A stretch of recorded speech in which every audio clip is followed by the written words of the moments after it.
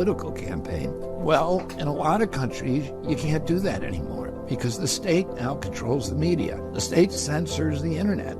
Brazil just banned Twitter because Elon Musk refused to censor user speech. Kamala Harris says that Musk better behave himself or he will, quote, lose his privileges and it should be taken down. They are directly speaking to millions and millions of people without any level of oversight or regulation. And that has to stop. She thinks, and the Democratic establishment thinks, that free speech is a privilege. Well, you know and I know that it's a right.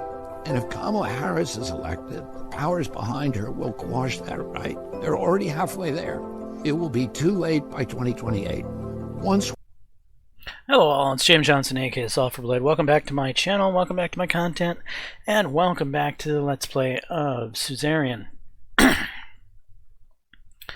Alright, we just had a very fiery speech that went interesting. I had to throw out a member of my party who got a little rowdy, and it's probably not going to be very good for me politically, but we'll see what happens. Read the report. Governor Bergia reports hundreds of BFF collaborators. The governor of Bergia, Felix Braun, suspects that hundreds of Bloodish Freedom Front collaborators are living inside Dare, posing a significant threat to national security. To counter this threat, the governor has proposed a series of measures, including increased surveillance and intelligence gathering, as well as the deployment of additional security forces to the area. Due to the extra authority vested upon him as governor of the special zone, some of these measures can be implemented by the governor inside Bergia without the approval of the central government. The governor has also suggested that the community members be encouraged to report any specific activities or individuals. Yeah, this governor is going to cause problems. This place is a fire keg that's ready to explode, and the governor isn't throwing any water on the situation. He's actively lighting the fuse. Refugees of Vernon report from our border and Weezik City. Vernon shows that there are about 1,000 people running away from Weezik military forces towards the shortest border. Okay, well, send them back. Protesting and looting. Protest and occasional looting continues in the region of Nagris. The police reports that violence has been minimized and the situation is mostly under control outside of the big city. Police forces report that several militants have been hiding among the protesters and are being watched closely. The Ministry of the Interior has reported that after the police raids on the Skinner and Coronelli cartel supply chains, their activities have been reduced in the region. These operations were only possible as a result of the new resources we received from this administration, and it has allowed the local police forces to launch inside investigations, purging the corrupted officials and getting information about criminal networks, said the Ministry of Interior.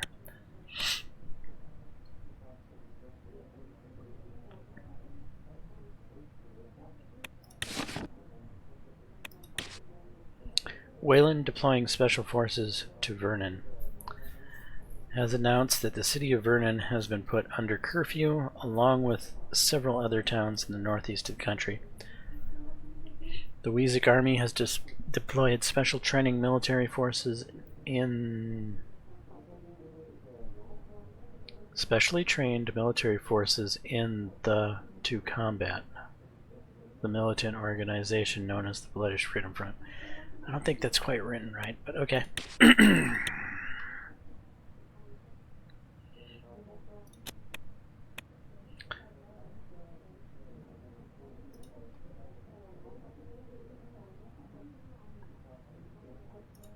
Assessment of the Ben 5 Festival scandal.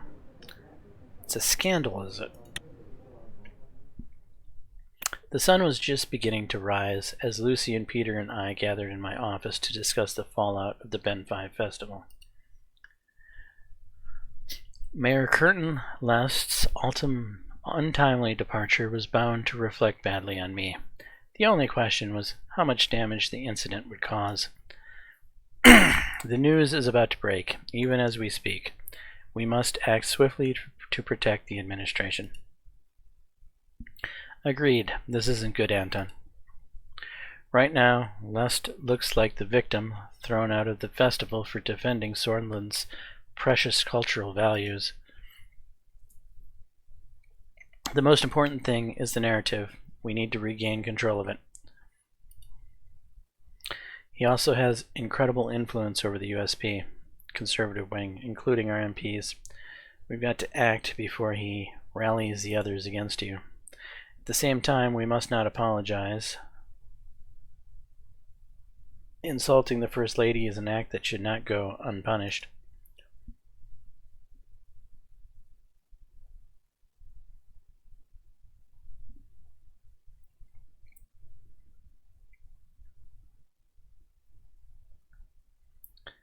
You've got that right. How dare he insult my wife?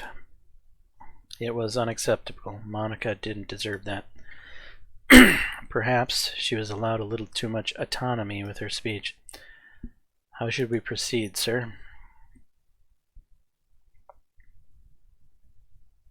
We will request a formal apology from Curtin. I don't expect much compliance after you forcibly removed him from the venue. Maybe he's had time to cool off. I'll ask Livia to get him on the line. Peter left the room and came back with Livia. She had on a short dress and dark eyeliner. Clearly she'd been counting on me being away at the festival for longer. Still, her demeanor was nothing but professional. Mr. Vectorn told me what happened. Should I connect you with the mayor directly? That would be appreciated. I'll let you know once I have him on the line. I hope you won't make any compromises with Mr. Lestat. He behaved like a pig at the festival. Peter grinned. Lucien looked outraged. A compromise may be necessary, Mr. President, unless you'd rather take advice from someone in a conical brassiere. Livia left the room to arrange the call. A few minutes later, the phone line lit up. Curtin had definitely not cooled off. I did not like his tone at all. What do you want, Rain? I demand a public and formal apology for your behavior at the festival. Is that so? You've got some nerve. Why would I possibly apologize to you? You had me thrown out, for God's sake. You insulted my wife. Would you have acted different if the roles were reversed? She insulted our culture and heritage. I only protected our values.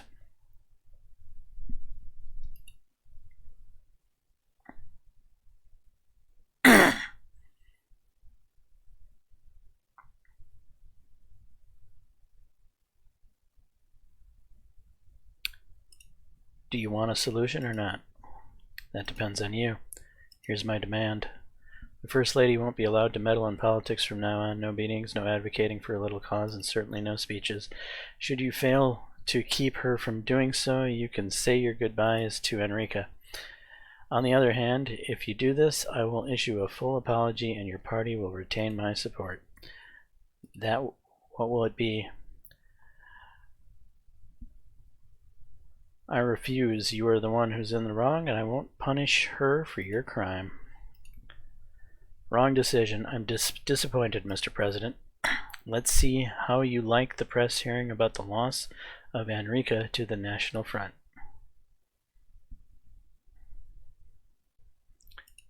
You piece of shit.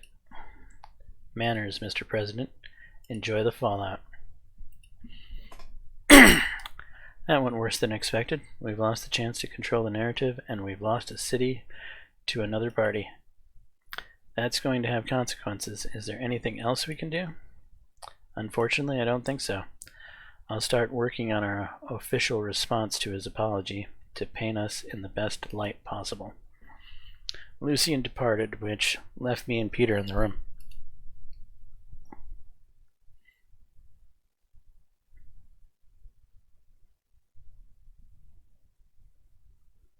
How are things between you and Evelyn?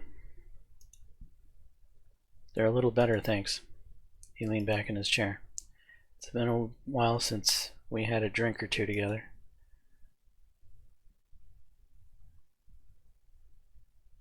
For God's sake, Peter, it's 6 in the morning.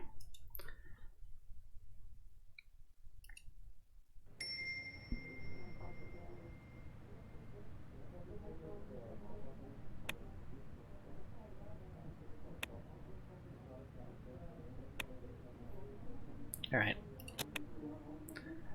Downtime at home. Felt like an eternity since the Ben 5 Festival. Had it really only been less than 24 hours? I was at home now, drinking an afternoon coffee on my balcony, a stack of newspaper laid by my side. I picked them up, one by one, reading and rereading the articles about the festival. As expected, the headlines were merciless. I was compared to a dictator for my intolerance of Curtin's opinion. Some even likened me to Tarquin Sol. The knowledge that Curtin would soon be fired provided little comfort. I started regretting my decisions. Regardless, it was too late now. The damage was done. I was putting the last newspaper down as Monica joined me on the balcony. Listen, can we talk for a bit?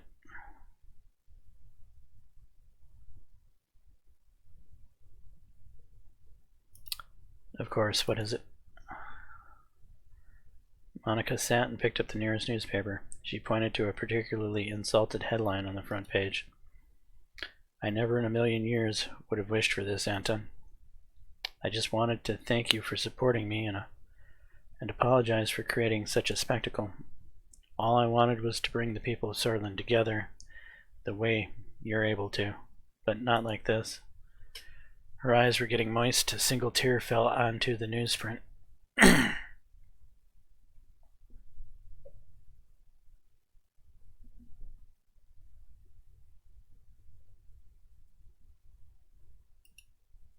Wipe her tears away. I leaned forward, wiped her tears from her eyes. She clasped my hand to her face. Oh, Anton. Her eyes filled with gratitude. I could see she'd slept as little as I had since the festival. Thank you. One more thing. You know how stubborn I am. All that business with Lestat at the festival distracted from my real message. I'm still not giving up on women's rights, Anton. I want to officially adopt this cause as First Lady, to actually get involved in politics, not just give impromptu speeches. I could even help your education minister with those reforms she's working on. I know this is something you're passionate about as well. Can I count on you? Of course, my love. I'm looking forward to working closer together. Oh, Anton, this means so much to me. Monica hugged me tight, and I felt some of the past days' tensions melt away. Thank you. A noise came from the balcony door. We both turned our heads to see Deanna standing there. Mama, I'm hungry. Let's go to the kitchen, baby. We'll make Papa the best snack ever. Yay! They left the balcony and returned half an hour later with a large cookie. Deanna had written my name in icing on it. As I slipped my coffee and nibbled the cookie, I thought that I had made the right choice. Things were going to get harder, but at least my life at home was somewhat peaceful.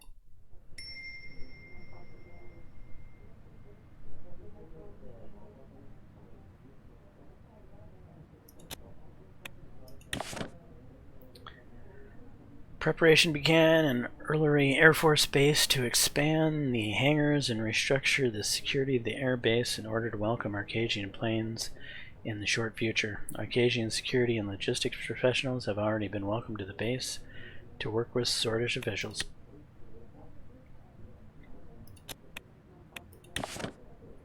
The Ministry of Statistics, along with the Ministry of Economy and the Central Bank, have delivered a preliminary economic status report detailing that the recession had slowed down significantly, and the system is likely to reach stability soon if the current progress is maintained. Minister Hull said the signs were good, but more needed to be done.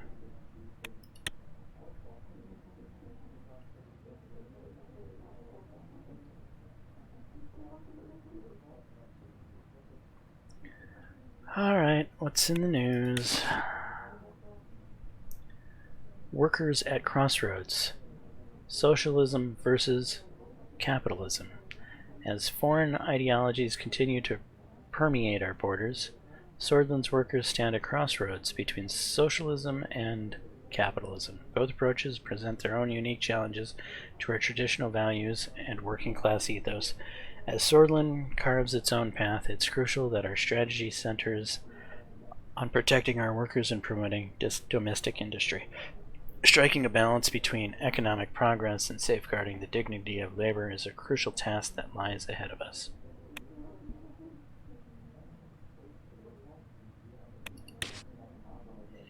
Honorable Mayor forcefully removed.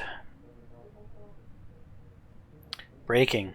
Shocking event developed at Benfi Cultural Festival, where the controversial speech of the First Lady caused a major upheaval. Blah blah blah blah.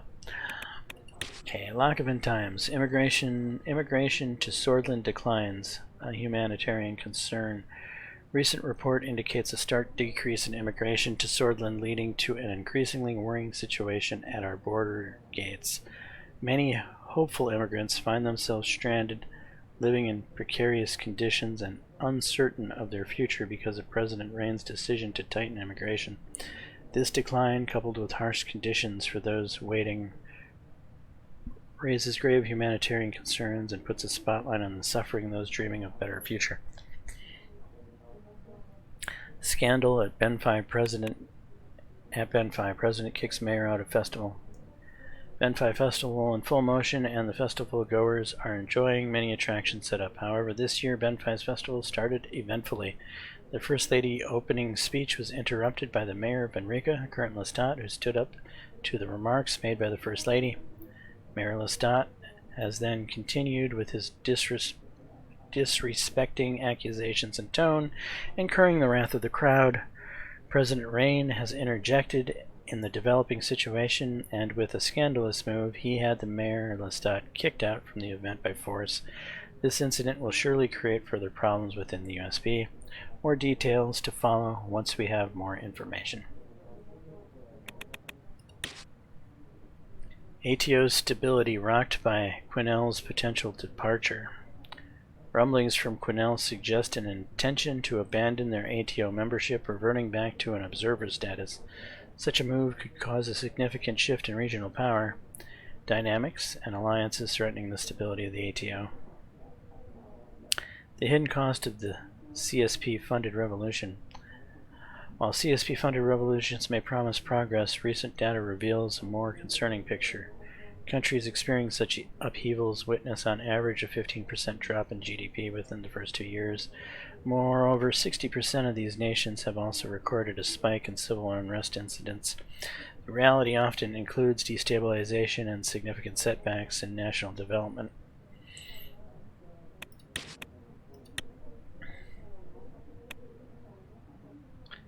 Alright. Budget allocation of Swedish Armed Forces. Discussion on the formation of the new police force.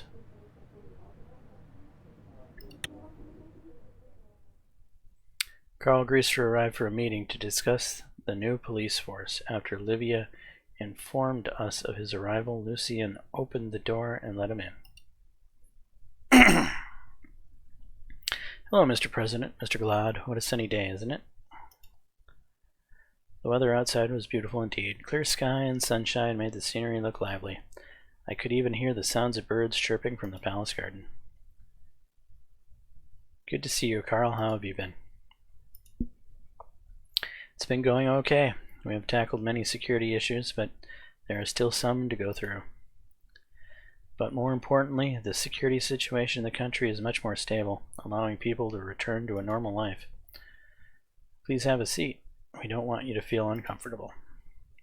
He didn't sit down and walked a few steps towards the wall where President Alfonso's portrait was hanging.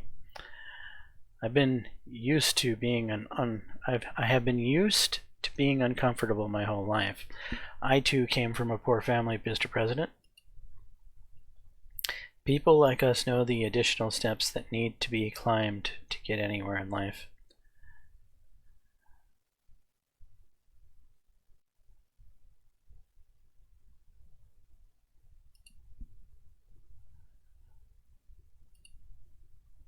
I used to work 15 hours a day to bring food back to my sister.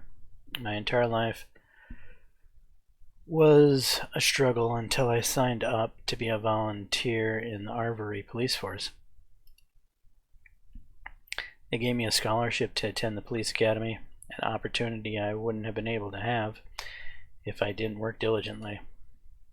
That allowed me to enter the Arvory police force as a patrolman and to meet Miss Graff, who opened several doors that led me to better places.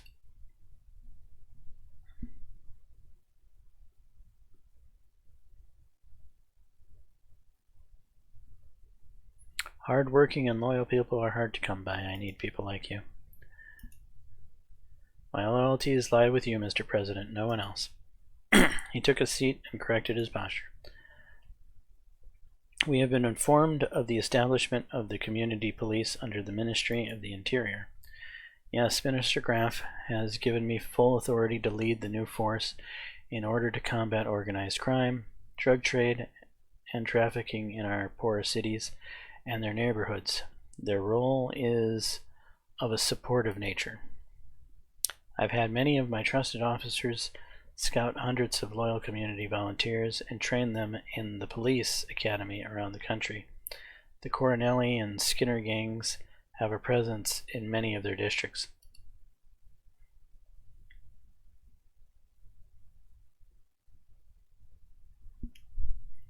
The communities, the crime families need to be taken down.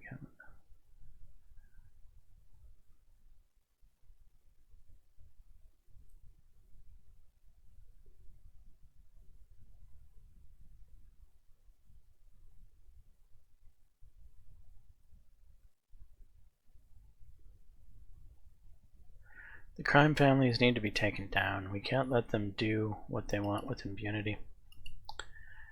We're fighting them already, and the community police force will cut their connections further. Our current efforts have been successful at containing these gangs. This force will ensure the reduction of crime in the neighborhood. The Nargis, Anglin, and Bergia regions are suffering from most of the crime issues. Out of all, Astord seems to be the hotspot.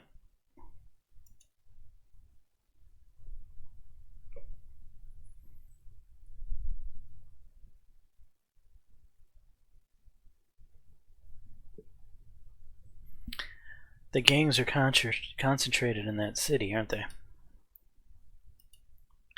Yes, they have a lot of presence there. Our efforts are increasingly pushing them to act in the shadows. The community police is driven by local enforcement and will aid us in our internal security efforts. I also wanted to point out that hundreds of Igno, Sordish, Bloodish, and Sordish volunteers are now entering training. Soon they will assist our forces. We are ensuring that people take charge of their own districts by giving them responsibility and oversight.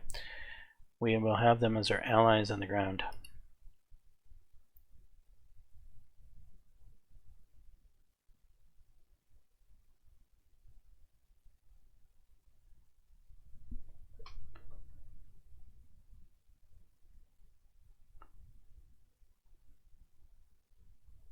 Make sure the force represents the diverse makeup of the neighborhoods in which it's active. Very well, sir. We will ensure diversity in the new force. That's not what I meant. I meant make sure that a Mexican neighborhood has Mexican police and you know, that it... Never mind. You should receive further reports on our progress and action in the upcoming month, President Wright. I'm very glad you have taken such a step, Mr. President. Well, I will continue my work if there's nothing else. Good day and good luck, Mr. Greer. Good day and... okay. Good day, sir. Carl and Lucian left the room.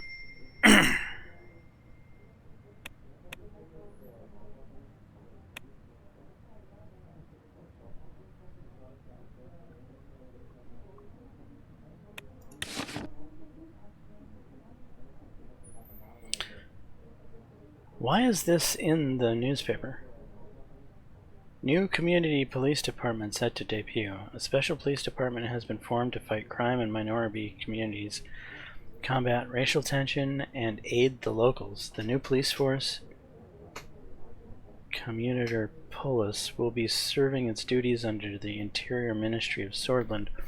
Lilius Graff, Carl Grazer, and other government officials spent the past months building the community police department from scratch. The unit will consist of officers from the local neighborhoods who will be specially trained for community policing.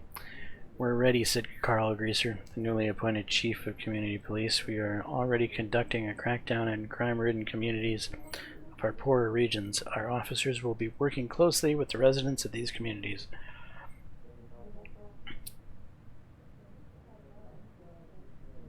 One would think that this would be a much more effective approach if it wasn't, I don't know, advertised?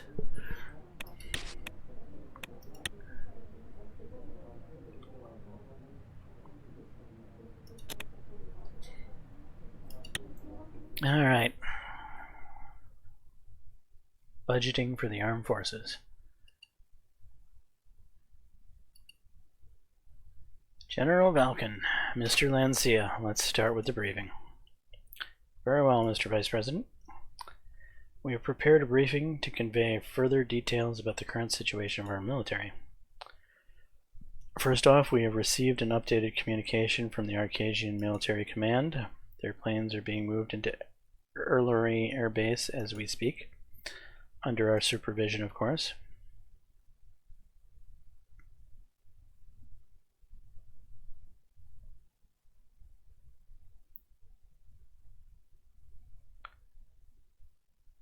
Do your best to make them feel at home. Iosif and Valken looked at each other. We will try our best. Now let's move on to our military. Which branch would you like to know about?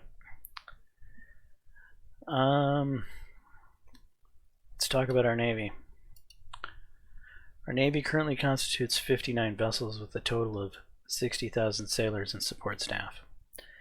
As you know, these ships are commanded from our main naval base in Conriat, where our flagship, SN Renan, is docked. How does our Navy compare to others? Our Navy is dwarfed by the size of the Vogslandian Navy, which has 194 ships, and the Agnolian Navy that has 81 ships. We only surpass Lesbia in terms of our Navy, as they have less than 30 ships.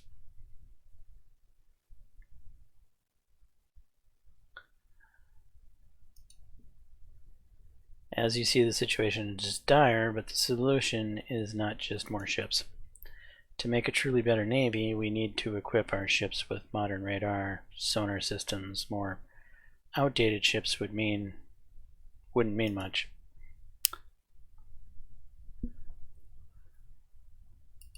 Which seas does our Navy currently patrol? We are patrolling the Markian Sea, the Grey Strait, and the Antasian Sea. Our Navy protects our coastal regions. However, to make sure we are not thinning out our defense, we prioritize certain regions over others, like Greater Holsword. We often patrol the routes that are close to the shipping lanes, especially Marquesian Sea and Grey Strait. The amount of cargo that goes through that area is eye-opening. Another thing to note is, after the takeover of Helgeland, where our Navy has led incursion operations to protect Agnolia, we also take part in some joint Navy drills as well.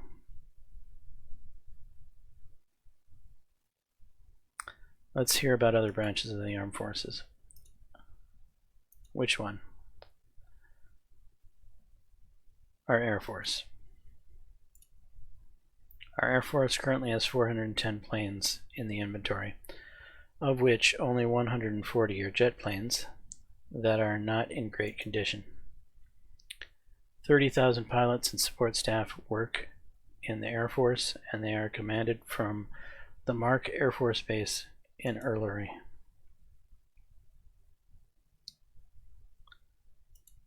How experienced are our pilots? Our pilots have average experience. They have a total of 450 hours flight time with their craft before they are qualified. This gives them more than enough time to get used to it. This is low compared to the 1,000 or 1,500 hours in other countries like Arcadia or United Cortana and even Vogsland. Normally, the hours per pilot should be higher, but due to the lack of funding, we can't increase the training times. Fuel costs are rather high.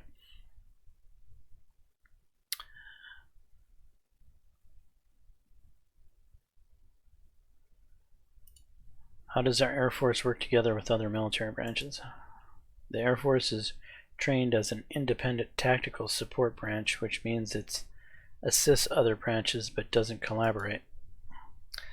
This does cause some issues like friendly fire and missed close air support opportunities. There are ways to improve collaboration with joint operation rooms. Something to think about, surely. What are our operational capabilities?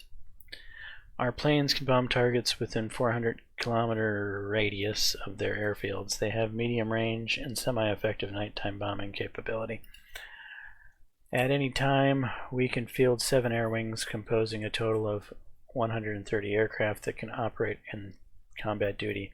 This is enough to subdue most targets. In terms of our bombing capability, we have an average of 100 meters of precision. This is not great, but it is still within the effective radius of the bombs.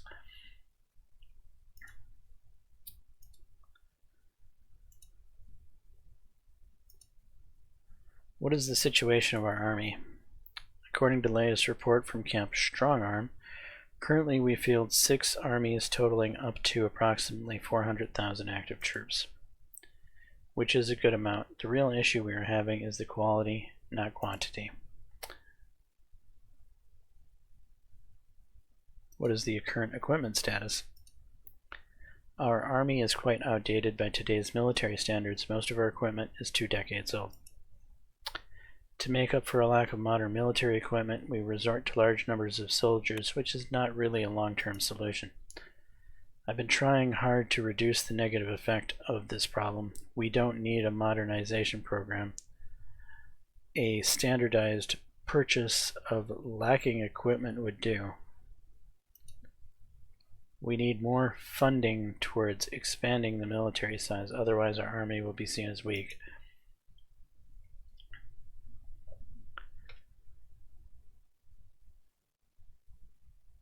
Where exactly is our army deployed right now? The First Army is stationed at the Lesbia and Wayland borders to protect the way into the central regions of Swordland. The Second Army, our largest force, has been situated by the Rumsburg border. The Second Army has a large mountain commando force and is the most adequately equipped army to face Rumsburg. The Third Army is near Agnolian border and the coastal areas facing Vogsland. Due to our bitter past, our coastal defense force is always on alert. The decimation of our fleet still is not forgotten.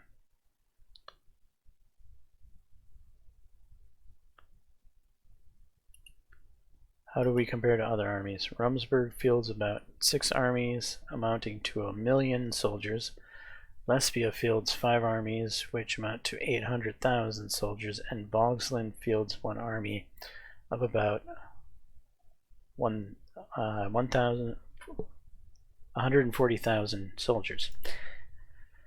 Wayland fields an army amounting to 100,000 soldiers, and Agnolia fields 2 armies with a total of 200,000 soldiers.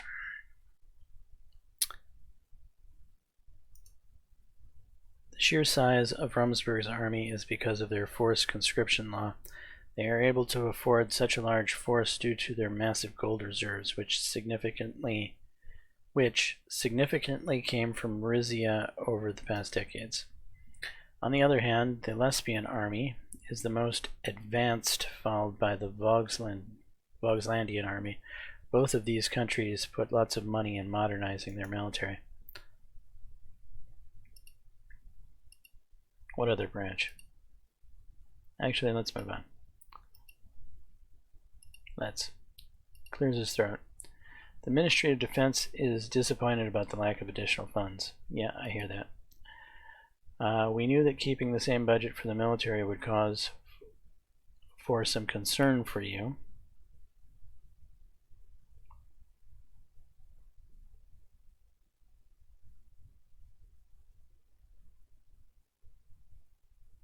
Resources were needed elsewhere. The military has always been well funded.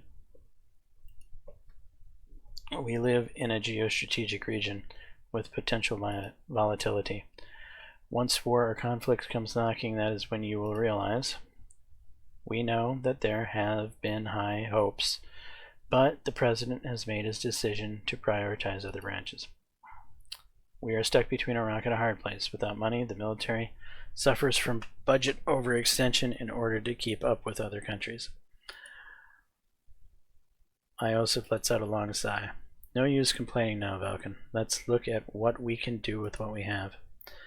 I've been planning to improve the quality of the armed forces by buying better military equipment. How would that be possible without funds? It won't be. There is one way. If we relieve half the force, that could create enough of a surplus, then we could invest in new equipment.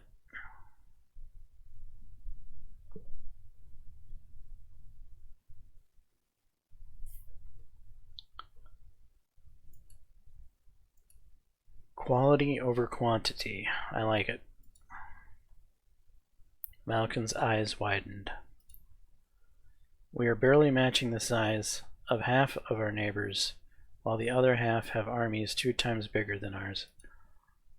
How on earth would discharging half the armed forces and buying new gear solve our defense issues?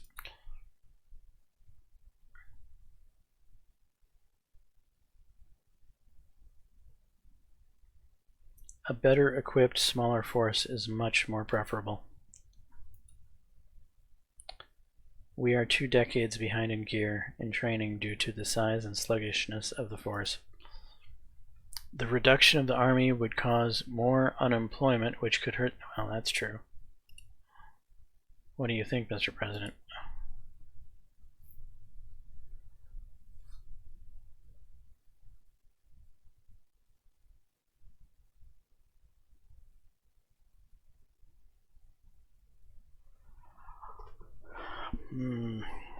It would create unemployment. That's true. However, one would also think that that unemployment could go to different sectors. The fact that I've shut down immigration might mean that some jobs are opening up that used to be held by immigrants that could be filled in by these displaced military workers, or military. Reduce the size, buy better equipment with surplus. Let's reform the army and create a smaller and better equipped force. Excellent. I shall begin the plans immediately. I can hardly say that I welcome this change. Iosif and Valken looked at each other. That will be all for today, then. Good work, everyone. I'd like to extend my thanks for your attendance. The meeting concluded as the sun set over the concrete jungle that was Holsword.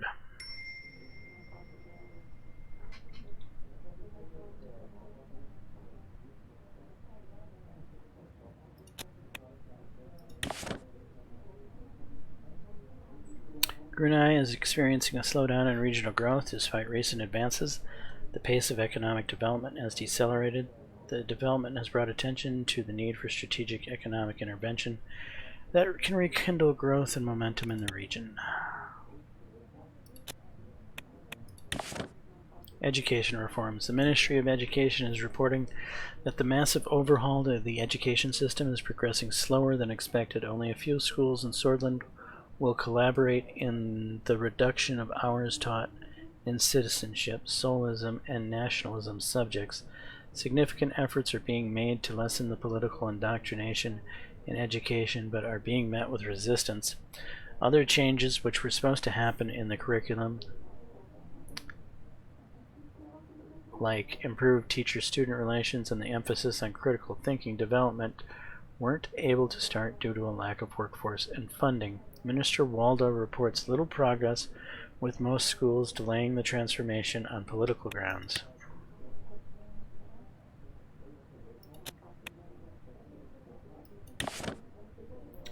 Kernlestadt switches to NFP. The mayor of Enrica, Kernlestadt, has recently resigned from the United Sordland Party and joined the National Front Party.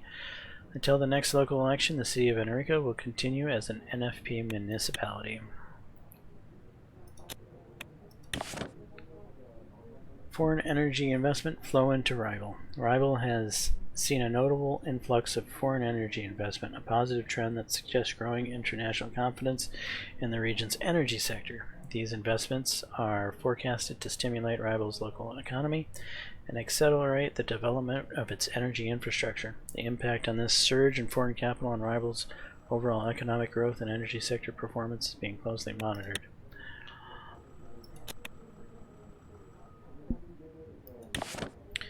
Protest against the governor's security policies. Regional growth stagnates in Dire. Berge is witnessing a period of economic stagnation, with the regional growth rate flatlining.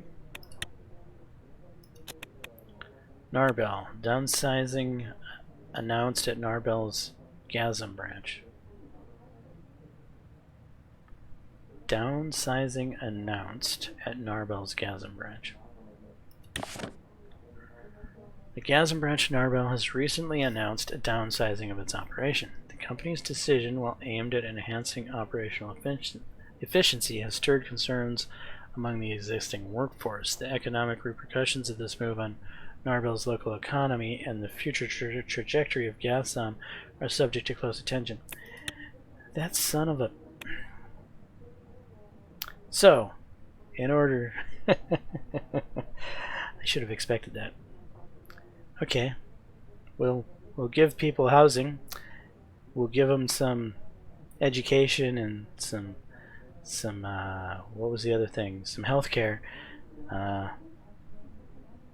But that'll only be like the 20% that remain after we fire 80% of them, right?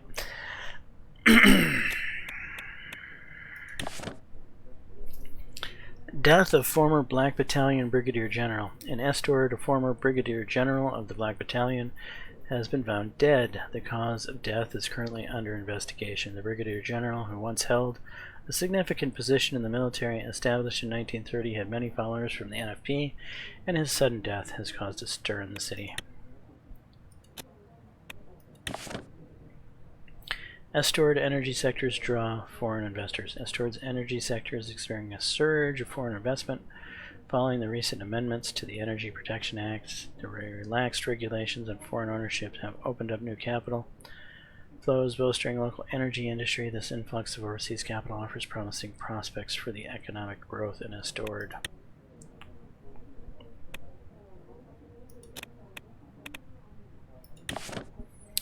The H3 highway nears completion.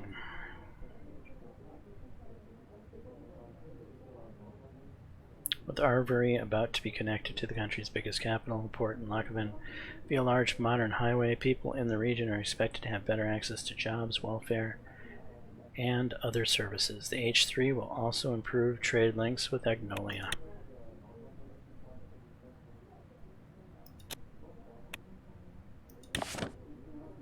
Foreign energy investment surge. In the wake of recent modifications to the Energy Protection Act, Lochhaven has seen an uptick in foreign energy investment. The softened foreign ownership rules have catalyzed the entry of overseas capital, infusing new energy into local industries.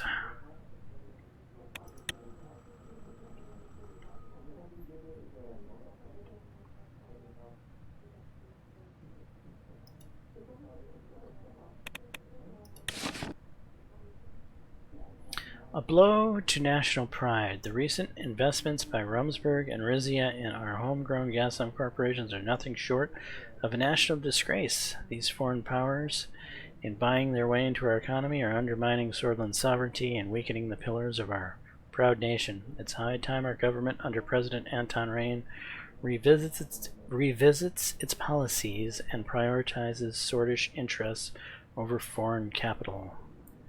Military force reduction. The Maroon Palace has announced the reduction of the military size in a major restructure of the Swedish Armed Forces. The Ministry of Defense announced that work has immediately begun to adjust the forces and maintain a force capability under the new changes. The Chief of Armed Forces, Valgan Kruger, has called a major challenge to integrate the military, warning that nearby threats are watching the developments closely. The General Staff has voiced concerns about the military applications of the change. The palace assured that national security will not be compromised. We hope. Yes, the mayor joined the NFB, right. Space satellite. President Rain loses Enrica. Okay. Government passes on rural development investment. Massive protests against Governor Braun. Rizia invites Rumsberg Royal Emerald Energy into Gassam. In a recent development, the Kingdom of Rizia has extended an invitation to Royal Emerald Energy of Rumsberg to join in the investment of Gassam. This move signifies Rizia's commitment to fostering international alliances and shared economic prosperity. The potential entrance of Rumsberg into the Swedish energy sector could reshape the industry's dynamic.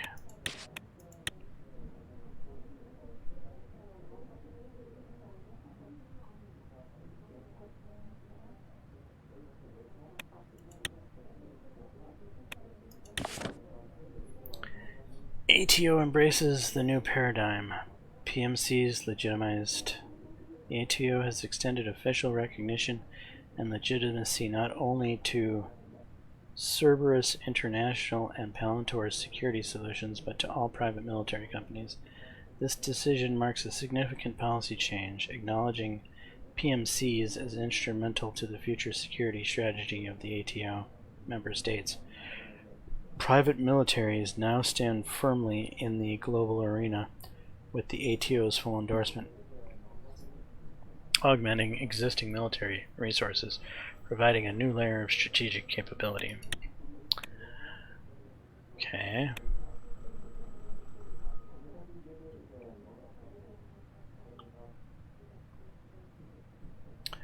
Which of these do I want to choose first, Wayland or Agnolia? Let's start with Wayland. Trade talks with the president of Wayland. Swordland 1's flight from Hull Sword to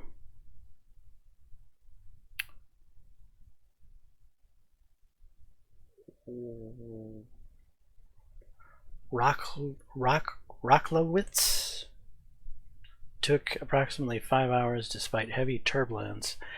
I managed to sleep a little.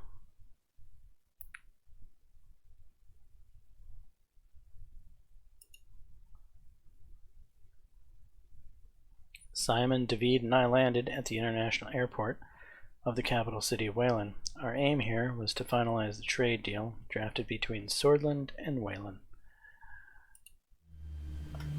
Our plane landed and the doors opened. The sun blinded me for a moment. I stepped outside. I saw the soldiers lined up on either side of the red carpet. There must have been at least 100 of them. A marching band started playing, and the soldiers immediately saluted me. Salute the soldiers. At the bottom of the stairs, Victor Smolak was waiting for me, next to a military jeep with a few soldiers by his side. There were a few reporters at the edge of the crowd, waiting with their cameras. He was a tall man, almost as tall as me. He was wearing large sunglasses and a regular suit, contrasting with the military attire of everyone else in the field. Mr. President, welcome to Rocklowitz. He immediately motioned for an embrace. We hugged, and many cameras went off at the same time. He turned around for a couple of additional poses.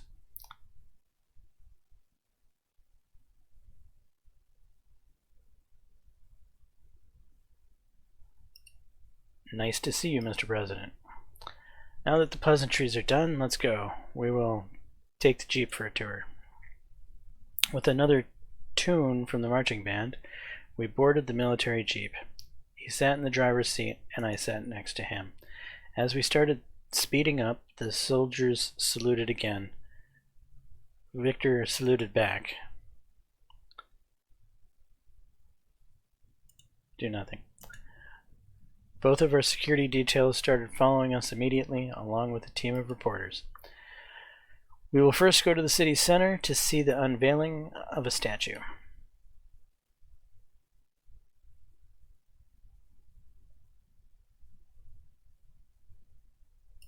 Whose statue? Mine, of course. We kept making small talk about the flight and the weather as we made our way towards the city center. On almost every corner there were reporters taking photos of us aside from them, though the streets seemed completely empty. Is Rocklowitz always this empty? I had this part of the city closed down because of your visit, so that you could enjoy the city in peace. There we are. We arrived at the center. In the middle of the large plaza, there was a covered statue. Large crowds of people were gathered behind the fence, waving both Swordland and Wayland flags. Victor waved back at them. My people have been very supportive of this visit, Mr. President. I'm sure you are delighted to see them. A man came closer to the fence and started yelling at Victor. With my limited knowledge of the Wajzik of the language, I understood the words Victor and the murderer. Almost instantaneously, 2 soldiers came up from behind the man, and he was taken away. Thankfully, the sun is out. Today will be a good day for the reveal.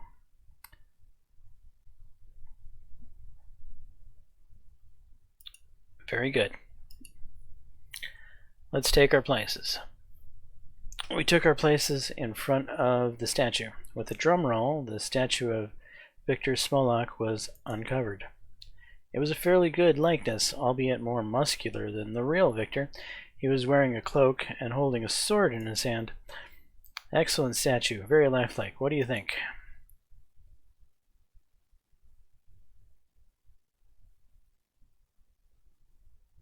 Yes, it's very good, very lifelike. Glad you appreciate the art behind it. Join me for a walk. I followed him through the streets. At every corner, more and more photos were taken. We stopped in front of a pastry vendor on the streets. Give me 2 more strudels. The man behind the stand smiled and gave us 2 strudels.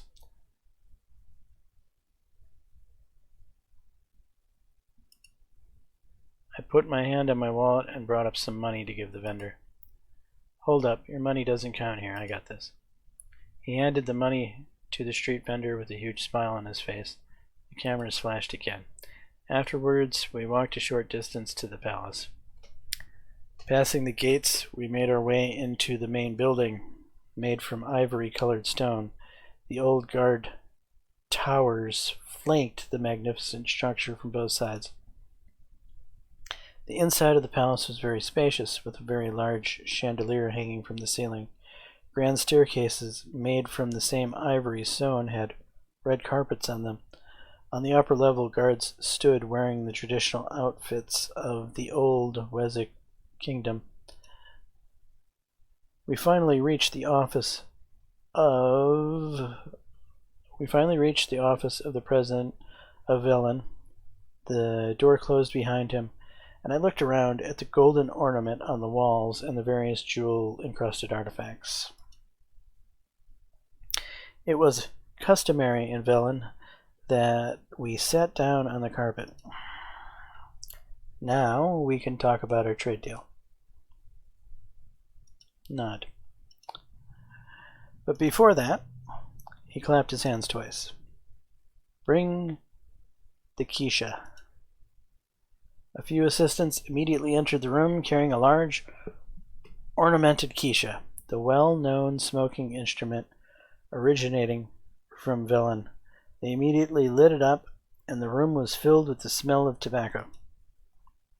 Victor inhaled the smoke and handed me the quiche.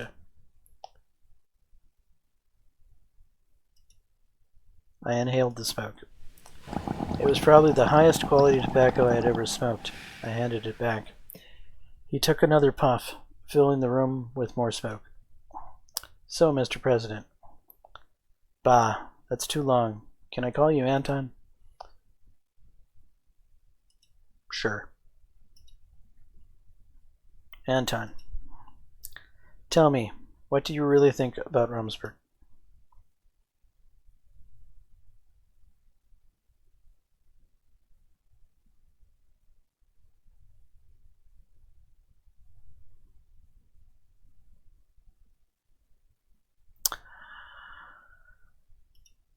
They are a threat to the region. I agree with your sentiment, Anton. They are a threat to everyone in the region. I assure you, their time will come.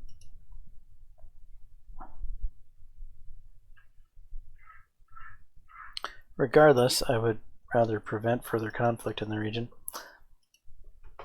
You know as well as I do, Anton, they are coming, whether we like it or not. They are the aggressor, not us. And now I need to solve some problems they are creating for me. 1 second.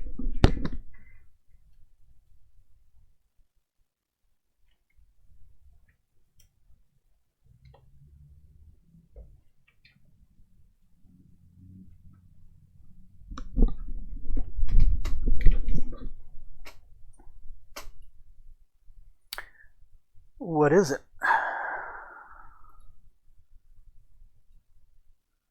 He clapped his hands again. 2 assistants came into the room with a map of the border region between Welland and Swordland. He pointed at the border. Look, Bloods and their so-called BFF are causing problems for me in this region. They are getting increasingly dangerous with Rumsburg active support. I know that they are a problem for you as well. I will not allow these traitors to exist within my borders, so I will hit them with all the might of Welland. These terrorists need to be destroyed. I will cut all their supplies from Rumsburg and trap them on the mountains. I call it Operation Bear Trap.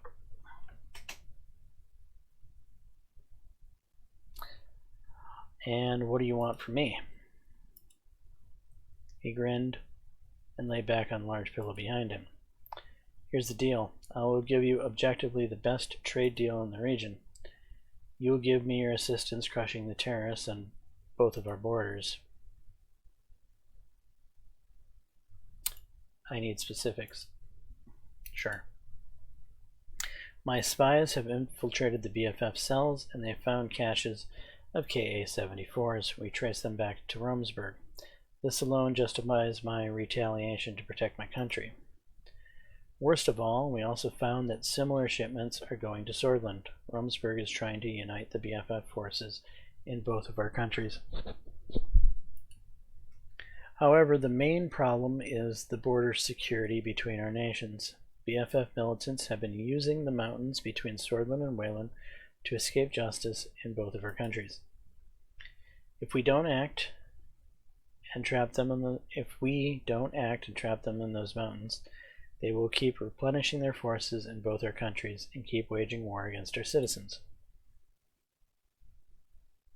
Yes, Anton, you see, this is not just Wayland's problem. Let's take a step back and talk about what you will get in return.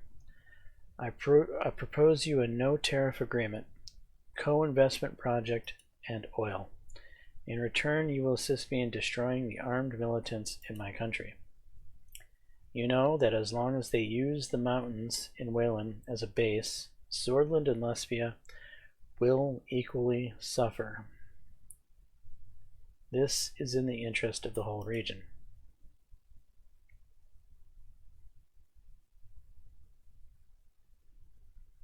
What kind of support do you need from me? Can't Wayland handle it by itself?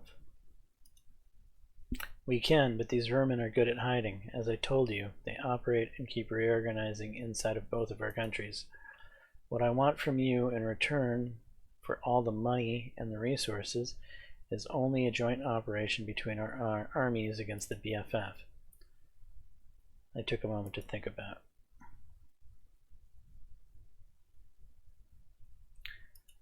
Let's negotiate Swordland's contribution to this operation. You are a tough one, Anton. Normally I wouldn't offer anything else, but I like you. Here's my final offer. When the operation starts, with you or without you, there will be stragglers trying to cross into Swordland. We just want you to support the operation even if you do not join. Stop the terrorists from fleeing into your country and you will have your deal. Simple, isn't it? So what do you think? Deal. I knew I could trust you, Anton. Tonight we will drink. He clapped his hands again. Drink, dancers, music.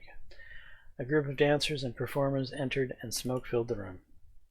As they performed their songs, we clinked our glasses to our new partnership while sipping the sweet Vezek liquor. The next day I returned to Swordland with a hangover.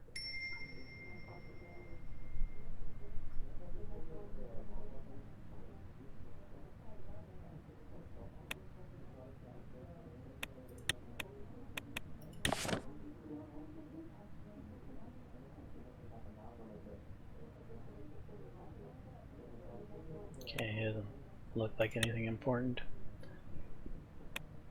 What's in the news here? Swordland ratifies a new trade agreement with Wayland. Swordland ratifies a new trade agreement and an investment protection agreement with Velen.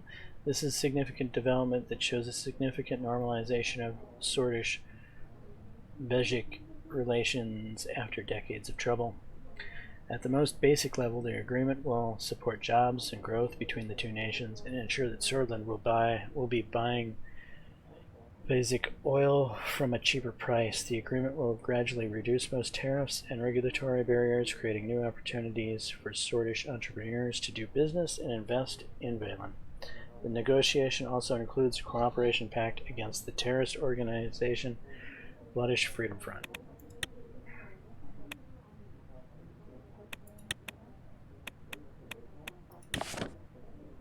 ATO brokers for peace amidst Rizian claims, Lesbia mediates. Amidst rising tension triggered by Rizia's territorial claims over the Arias gas field and pressure exerted on Pales, the ATO has issued an advisory cautioning against potential disturbances in the region's stability. The advisory is coupled with the ATO's commitment to protect the interest of its member states both economically and strategically. Lesbia, a key ATO member and home to Les Power Corps, a significant player in the energy industry, is stepping in to mediate the dispute, seeking to avert a potential destabilizing conflict over the lucrative gas field.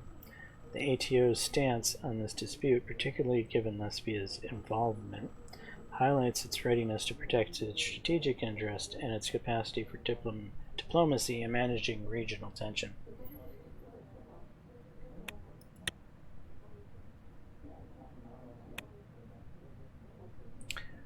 Alright.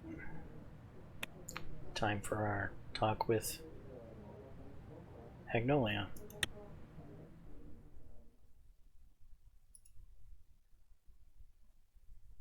David left his seat and came over while Simon was enjoying his newspaper. Looks like we're about to land, Mr. President. I looked outside. I could see Helgeland, the island in between Valgsland and Agnolia. So many conflicts over such a small piece of land. The island can barely sustain itself without outside help. I know, I was just thinking the same thing. Thousands of people died fighting for it. I wonder if it was worth it. I suspect it will be one of the topics that Mr. Van Horten will bring up as bargaining chip. We must be careful. Helgeland might be under the control of Agnolia, but the international community has yet to recognize it for a good reason, too. Nobody wants to make an enemy of Vogsland, especially because of the support of United Cartana and the CSP. I don't care who we're up against. We will cross that bridge when we need to come to it. We should try to look at the bigger picture. Simon folded his newspaper, got up from his seat, and sat right next to us. Aside from the point of Helgeland, we need to be careful with the additional requests. According to the deal that was negotiated so far, they want to sell us their steel for a higher price, and they are requesting easier access to our agricultural market. In return, they are promising cash flow and investments, especially in the England region. It's not hard to guess why. Precisely. Agnolian immigrants in our Aglan region make up a good chunk of the area's economy now. During the initial negotiations, they brought up the topic of immigration many times. Our jobs will be harder because of our new tightened immigration law. Let's see if we can shake hands on it. The pilot made an announcement that the descent had started. David and Simon went back to their seats. I took another look outside the window. I could see Stallport and the capital city of Agnolia. The large dockyards of the city and the canals stall in Agnolian appeared closer as our descent continued. Stallport was certainly a fitting name. A couple of minutes later, we finally touched down. The plane parked. I took a final look out the window. The welcoming ceremony for Magnolia was waiting along with the red carpet outside. After the guards made their way out, I exited the plane.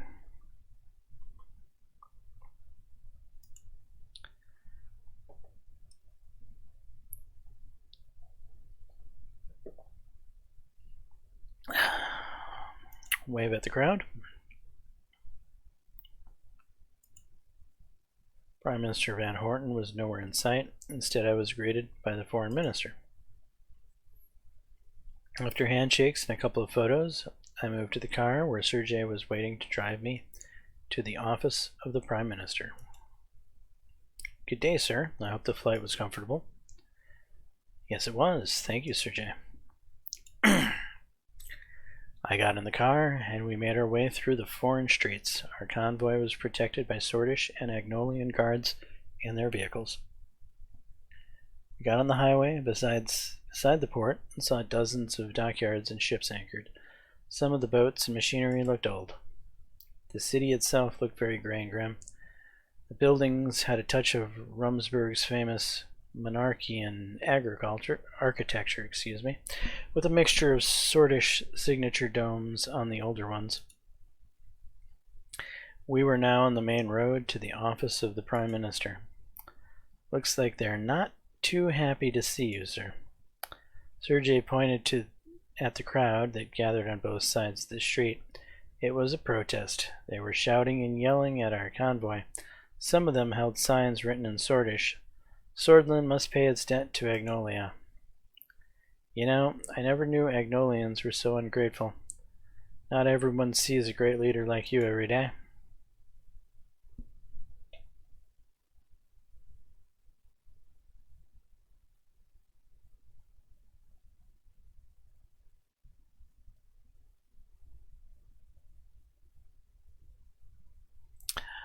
There have been many issues in Swordland. I don't know if I can call myself a great leader. Sir, humility is important, but not in this case. They were always scared of Swordland's potential, and now they are afraid that the lion leads Swordland. They are afraid of you. The convoy started slowing down. We have arrived, sir. The car continues through the gates while the security vehicle went the other way. We finally came to a stop in front of the door. Sergei left the car and opened the car door. I exited and began walking to the door where dozens of press and the Prime Minister were waiting for me. I saw the Prime Minister much more clearly as I neared the door. He was shorter than I thought.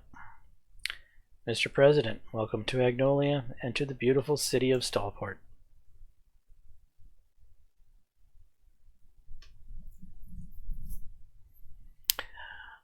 Thank you so much for the warm welcome. It's great to be here. He reached out for a handshake. The press surrounds us. I've been waiting for this moment. I overpowered his handshake and he got caught by surprise. As the press took the picture of me having the upper hand, he smiled awkwardly. He gestured to the entrance of the 200-year-old Parliament building. This way, please. We entered, and the press followed us inside. I would like to present you with a gift as a sign of friendship between our countries. An assistant showed up immediately with a large glass case in her hand. It contained a single sheet of parchment inside. This here is one of the first treaties written between Swordland and Agnolia. May it mark the renewal of our friendship today as well.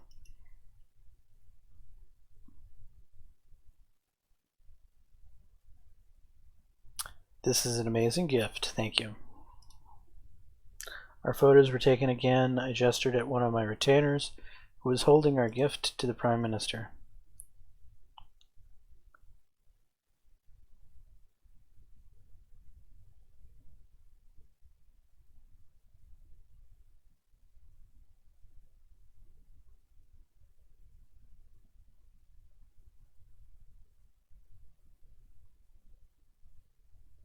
Gift an ornamented ceremonial sword made with swordish steel. An excellent specimen. This must be hundreds of years old. It looks like this is swordish steel as well. Very fitting, thank you. The cameras flashed once again. Let's go to my office. Follow me. I followed him, and we entered the office of the Prime Minister. With its minimalist wooden decor, the room was far more modest than I expected. We sat down, he leaned back and made himself comfortable. Sheesh, I'm thankful to be done with the ceremonies.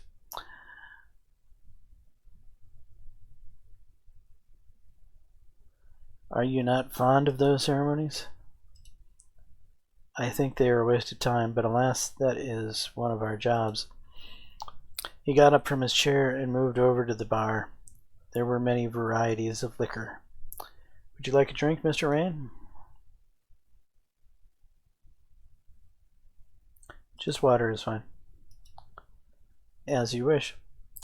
He poured the drink and gave mine to me before sitting down again.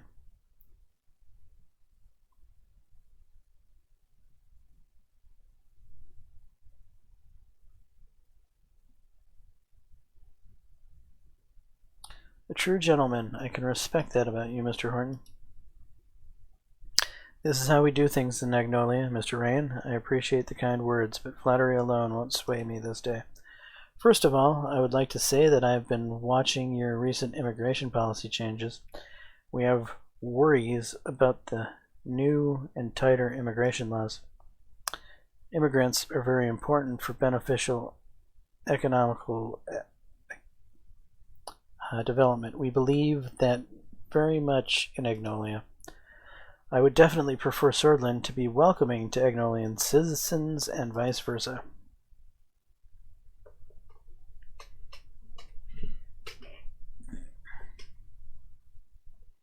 Before I start caring about Agnolian citizens, I must care about my own people. A valid point, but you're not giving me much incentive to work with. So tell me, Mr. Rain, is Swordland a reliable trading partner to Agnolia?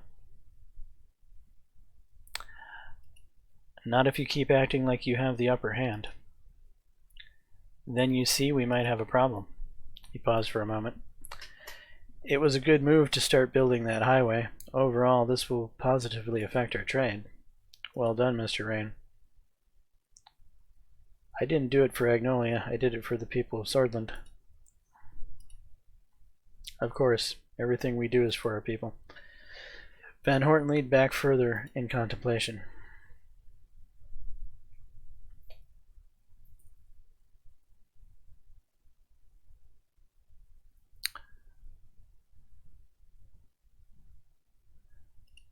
Let's change the course of our nations. I'm afraid with all your actions so far, I am not convinced that Swordland is the right partner for Agnolia. Swordland is simply too volatile. Elected politicians are getting killed in your country left and right, not to mention the subsequent protests in between. Well, the left and right.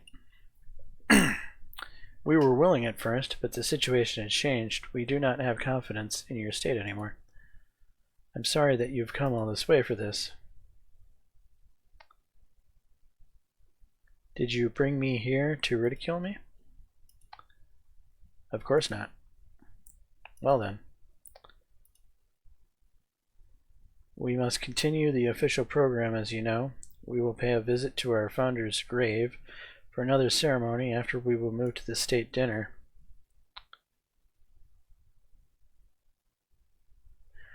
I won't be joining. It's time we were on our way back home.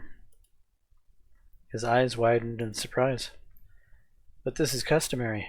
Every Swordfish president before you has done this. This won't sit well with us. I must insist we follow protocol. I won't say it twice. This is outrageous. You are not giving confidence to the people of Magnolia right now. But it's your decision, after all. Very well, I will let them know that you're heading out. See you later, Mr. President. We'll be in touch.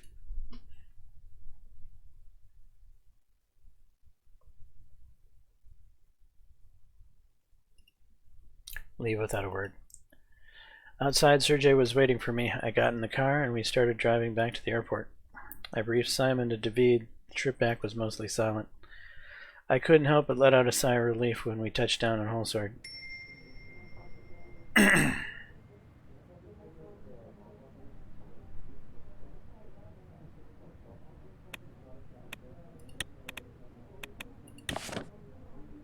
The protest and occasional looting of the past week has ceased in the city of Lenkirk. Lenkirk police have reported that the situation is now under control and that thousands of arrests have been made while quelling the situation.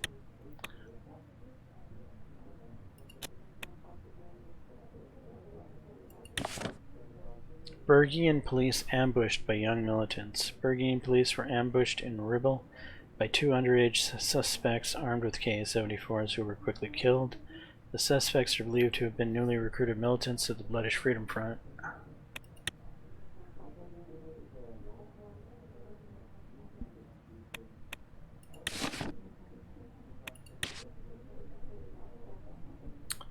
Hegel Van Horten is playing with fire. Yesterday morning, Chancellor of Vogsland, Hegel, delivered a press conference in Helm about escalating tensions in Helgeland. During the press release, he said Agnolia's unlawful occupation of the island will not stop us from doing whatever it takes to protect our people in Helgeland. Well, sorry, Mr. Van Horten. Looks like we don't have to defend you.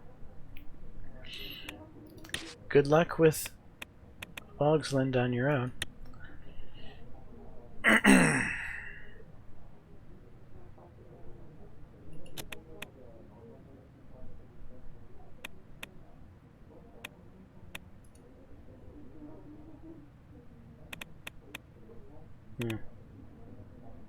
Okay. I came to the Grand National Assembly of Sorland to deliver a speech regarding the new constitution and asked for support of the Assembly before the upcoming vote. I walked quickly through the corridor, giving my greetings to people on my way towards the Parliamentary Hall.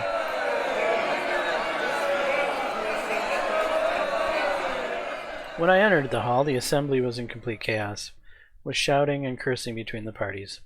There was a heavy argument about a proposal made by an MP from the NFP. I took my seat inside the special area reserved for the ministers. Gloria was shouting from her seat at the center of the hall as she hit the gavel 3 times with each strike heavier than the one before. Order! Order! I saw Casero Kibner standing up from his seat and shouting towards the members of the PFJP. Mr. Kibner, calm yourself, show respect to the procedures of this assembly. Despite her efforts, the arguments continued for a couple of minutes before everybody took back to their seats and finally went quiet.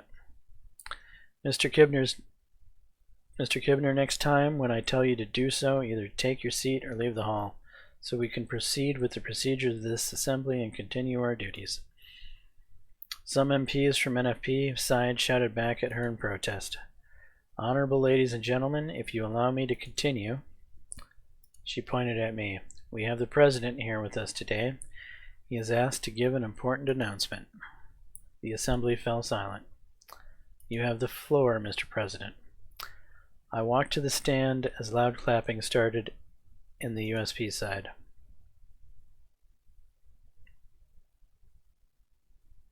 brothers and sisters. I am here today to raise important questions regarding our outdated Constitution.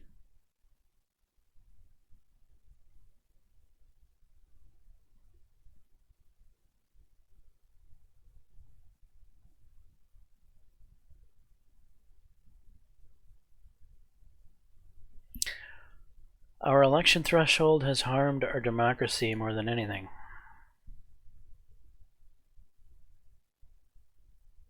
Since the formation of our republic, as USP, we have governed for a long time, and I can acknowledge that this success was partly the result of our current 10% threshold. I continued.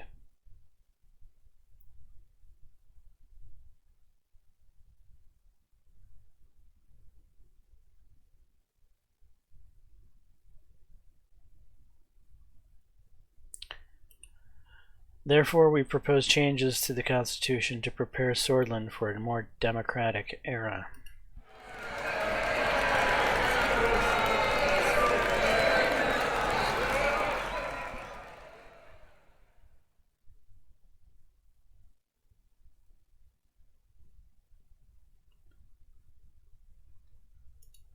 We will break the Supreme Court's authority over constitutional changes.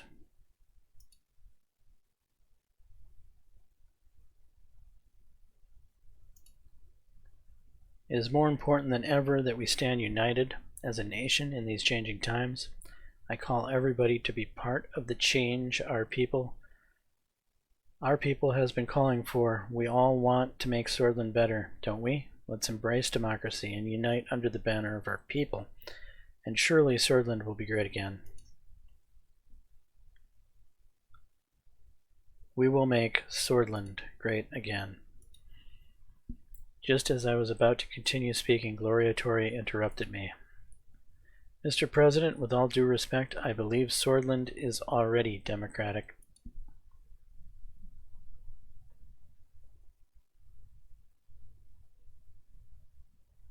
We both know that our Constitution is flawed. Tarquin Sol and his efforts cannot be ignored. We must keep following the path he defined for Swordish people. I'm sure the honorable members of the USP will see that the President is acting rash by allying with the opposition to destroy the culture of Solism that established Swordland. That was the extent of my quick note. Thank you. The President has the floor.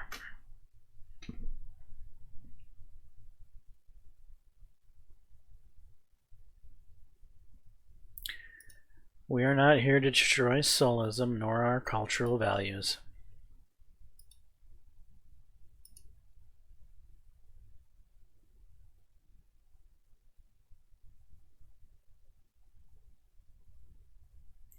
I ask everyone to think clearly about our current situation and join us for change.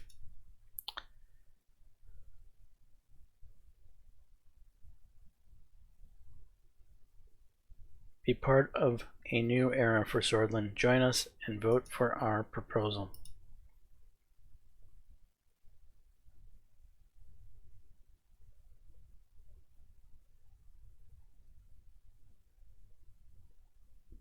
USP will change and lead Swordland into the future. Finish with a poem.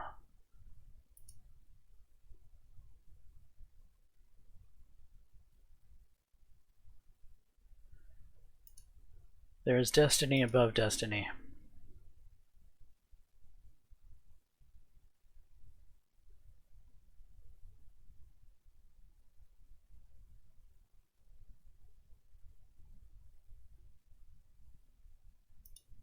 There is God beyond existence or non-existence.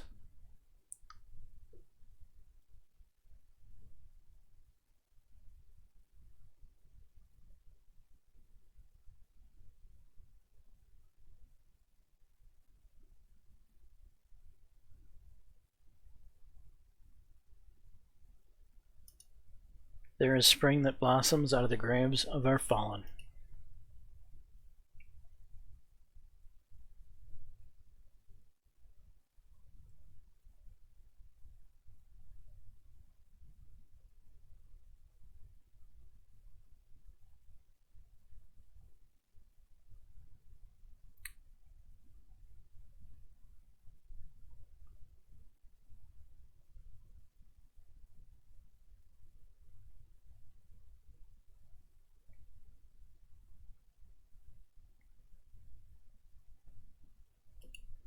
Fear not when the dark falls, there's an artist painting the sun. Beyond the next morning, there is a victory waiting to be won. The assembly roared with all kinds of different reactions.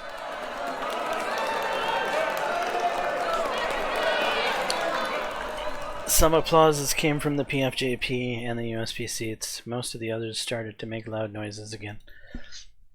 Thank you for your speech, Mr. President. I walked back to my seat, and many MPs asked to speak. Franz Richter was among them. Thank you, Ms. Speaker. I'd like to thank Mr. President for his speech. We, the People's Freedom and Justice Party, stand in agreement with the need for a more democratic constitution. I'd like to thank ladies and gentlemen of the United Swordland Party for their more open attitude compared to past years. As long as Mr. President's words prove to not be just words, we will be behind this much needed movement for change. We welcome this attempt. I ask Mr. President to share the final contents of these proposals as soon as possible. Thank you, Ms. Speaker. Suddenly, Kisaro Kibner started yelling from his seat. The President must have lost his mind to cooperate with the likes of you, Miss Richter. You and the PFJP are nothing but puppets of Western interests. Order. Madam Speaker, I know you are in agreement with me as well. Don't stand idly there while this administration is making deals with snakes and undermine the integrity of... Order, Mr. Kibner. How many times do I need to say you are speaking out of... I demand to speak. Gloria gave him a stare. She looked annoyed. Very well, Miss Kibner, go ahead. Mr. President, he looked directly at me. The nationalist movement does not agree with your priorities, nor the way you're trying to implement them. The Nationalist Front Party will not stand with you or your new constitution. Let it be known that the NFP's concerns are not included in this so-called democratic reform. Thus, Mr. President has no right to claim them as such. We will stand our ground against any attempt to bring down our established political culture and national values. Thank you. Kisaro went back to his seat, but the chaos in the assembly continued. Really? Am I going to ask to speak? All right. Yes, Mr. President. Mr. Kibner.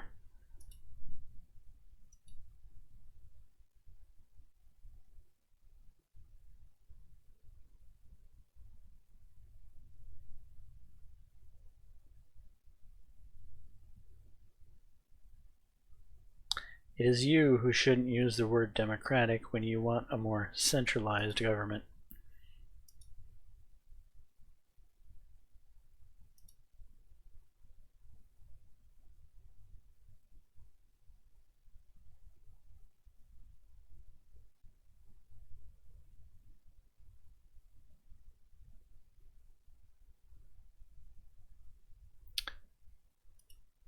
I respect your opinion.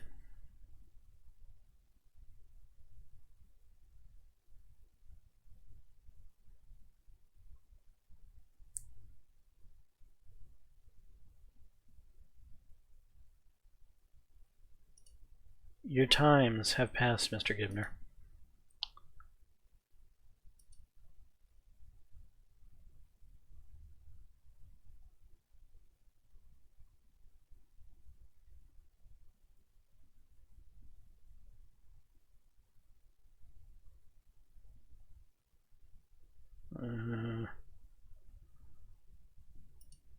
Thank you, Ms. Speaker.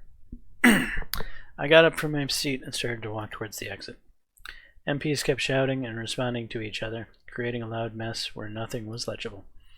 Order, order, this topic is finished. We're moving on to the next topic. I slowly left the hall. The shouting could be heard from the very corridors of the Grand National Assembly. Over something I don't even want to get past anyway. Okay, read the report.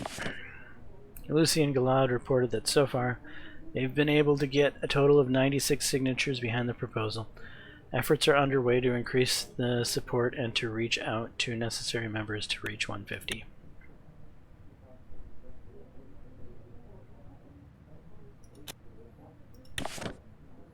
Defense Minister Iosif Lancier reports that the Wayland borders have been closed and the divisions of the Third Army are ready for the operation.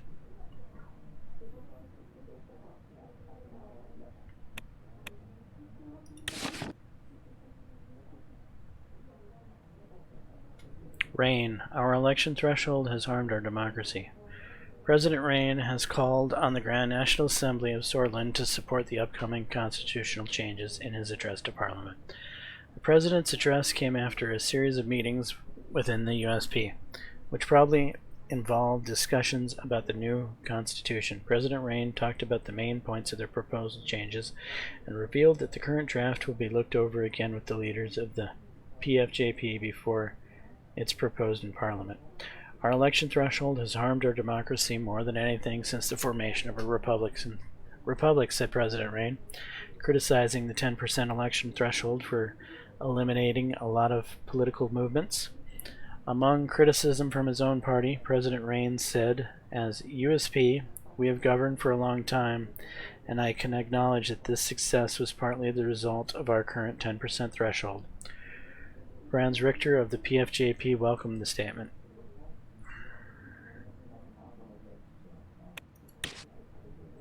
Walker warns Volkslandian Navy over Helgeland dispute.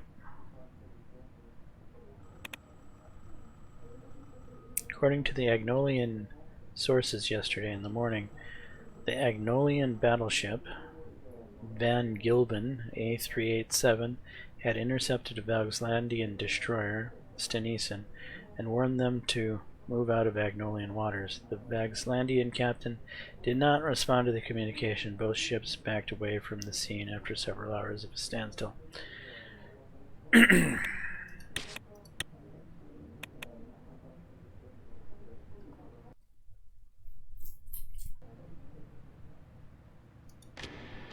On to the next turn.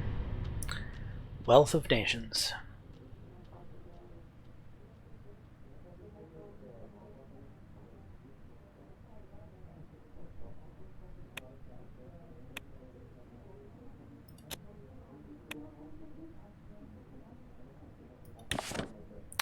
Governor Braun proposes dividing up communities in Bergia. Governor Braun has reported increased Bloodish Freedom Front support in Bloodish-dominated neighborhoods in Deir and in Albergia. To address the issue, the governor has proposed dividing these communities and resettling the Swordish and Bloodish people to achieve a cultural balance in the special zone. This guy.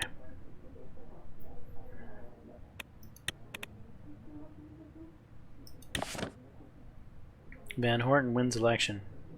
General election held in Agnolia this week had resulted in the victory of the Norris Democratic Union of Agnolia for the second time, with its leader Martin Van Horten continuing his duties as Prime Minister.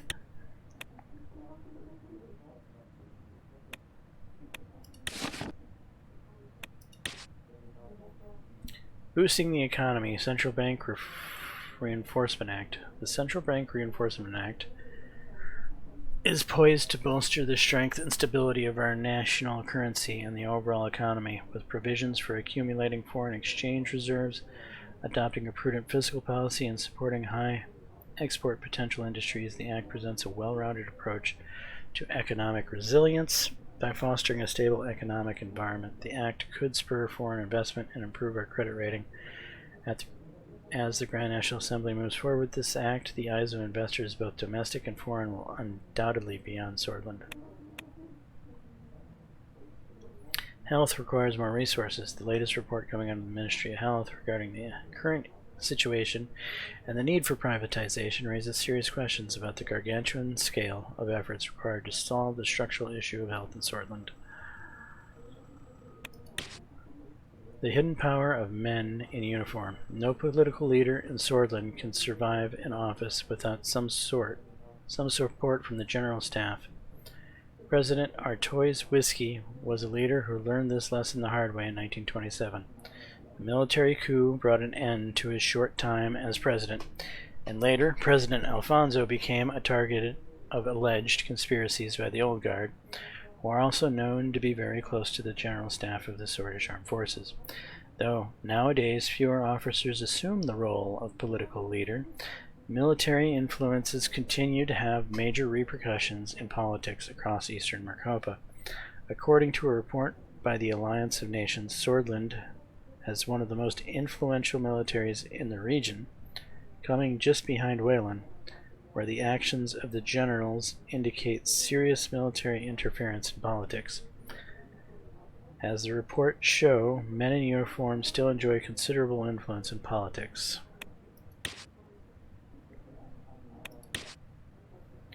Rizia and Rumsburg sign economic cooperation deal, and Rumsburg gains naval base rights.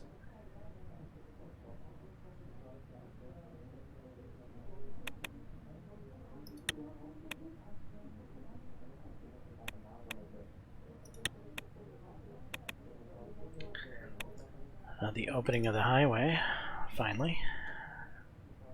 And what's going on here? We got some reports. The Ministry of Health has finished a privatization proposal plan in order to increase the resources of the health system and to increase the quality of services through small-scale market competition. Additionally, the ministry reports highlight the weakness Swordland has when it comes to a potential epidemic. Minister Bendwall reported that much more could be achieved through the healthcare system if the private sector could slightly assist by generating new revenue.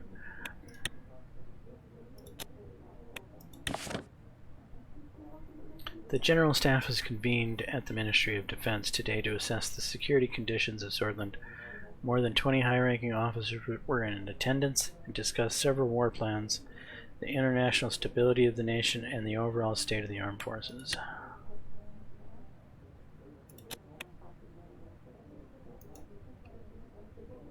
Alright, let's go with good news first. Opening of the H3 highway. Arriving in Lakoven for the grand opening ceremony of the H3 highway was a proud moment for all of us. Simon and Lilius, who heavily assisted the project, were with me along with Lucien, who decided on how to proceed tomorrow. Lucien stood up. First of all, congratulations everyone.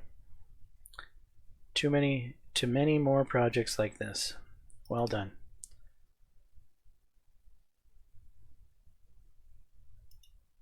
Good work. Indeed. Let's move on to our plans for the opening ceremony. It has been a long time since the last successful infrastructure project. There is good reason to capitalize on the occasion. I have a plan on how to do that. If Mr. President accepts, a drive from Lakoven to Avori should do the trick. After the motorcade takes off, the road will be open to the public. What are your thoughts? I don't support anything beyond the opening ceremony. Actions speak for themselves. Involving the president could be beneficial for his image. I think so too, Mr. President.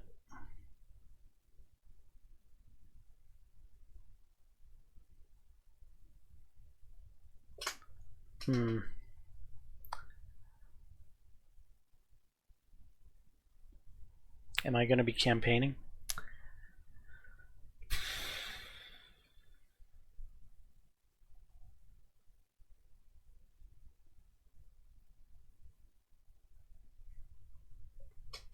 Nah, I prefer we just do the opening ceremony. No need for a senseless show. Of course, we'll do the ceremony and open the highway to the public immediately after. The people will be satisfied. More importantly, so will business. Additionally, a large crowd is invited for the ceremony and will be watching the opening speech. Nothing like a cheerful crowd looking forward to it.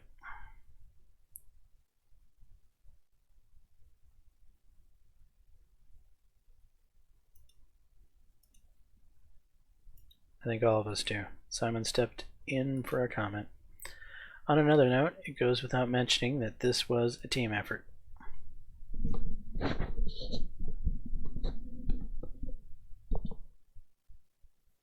Beginning with the president who put trust in me, I want to thank all involved in H3.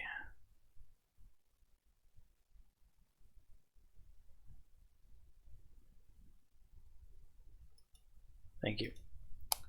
Finally, people got what they wanted for a long time. We will need to show our best face tomorrow. I'll make sure that our focus on improving business and logistics is relayed to wherever necessary. All right, then. We have a lot of work to do tomorrow. See you in the morning. See you at the ceremony. The team left, leaving the rest of the evening to prepare for the big day tomorrow. The next day, a stage had been erected next to the entrance of the highway in downtown. The calm and warm weather created a positive mood in the usual breezy Lockabin. The crowd was large, but still smaller than some rallies due to the strong PFJP presence here. We began moving toward the stage as the excitement was growing. Signal Lucian to begin the ceremony. We were all ready to begin the ceremony. I gave the green light, and the opening address began. Brothers and sisters of Swordland, I welcome you, Lockavenners, today as proud servants of the country. Lucian's voice echoed in the square next to the highway. Hundreds of Swordland and USP flags began to wave as the cheers intensified. Without further ado, I invite the President of Swordland to the stage. I moved up to the stage to address the crowd. The press were taking dozens of pictures.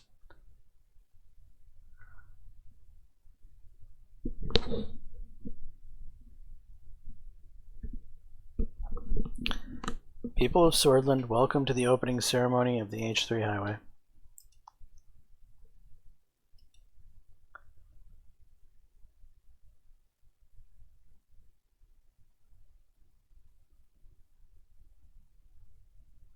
Trust me, our work is far from over. This project is only the beginning of good tidings.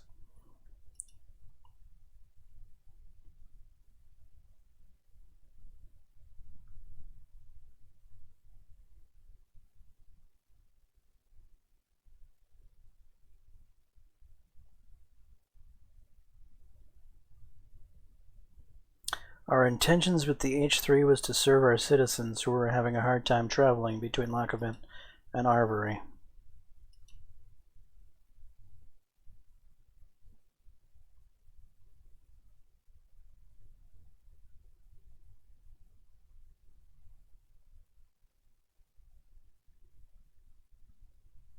This highway brings thousands of new jobs. Many unemployed citizens have benefited and will benefit on the path of the highway.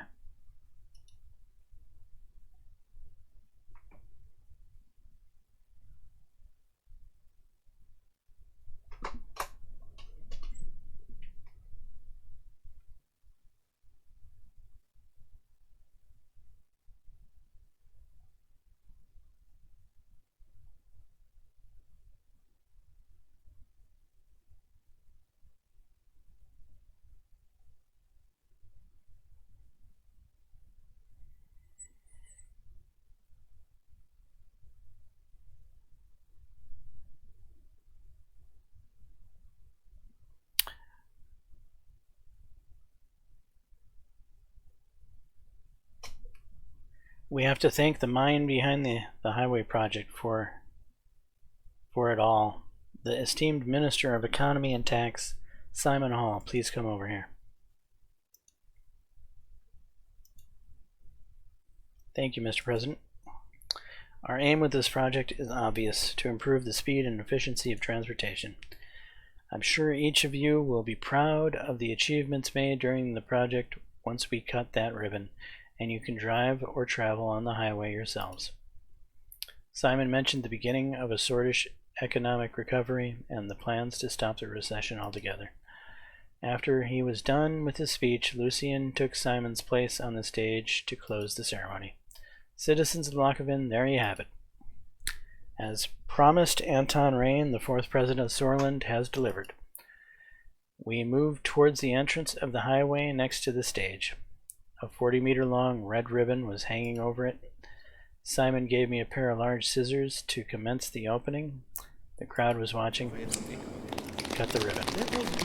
I cut the ribbon, which was led to a huge wave of cheering from the crowd. Many flashes went off at the same time.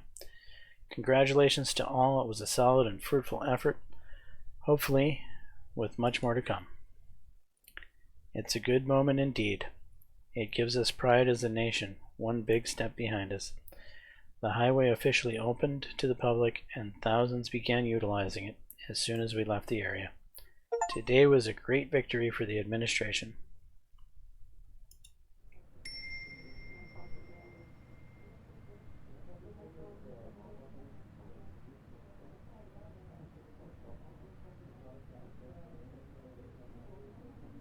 I thought that would give us government budget.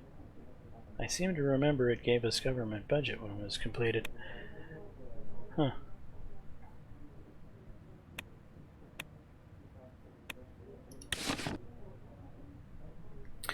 President Rain opens the H3 highway. Okay. Another victory for Underhall. Underhall construction once again proved their worth with the opening of the H3 highway. On the opening day, President Rain couldn't hide his excitement during his speech, and he highlighted the opportunities this new logistics overhaul will bring.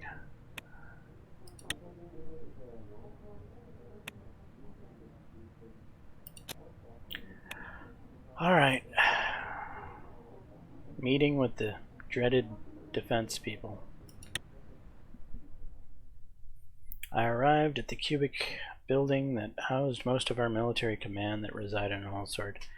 The gray and brutalist structure looked daunting.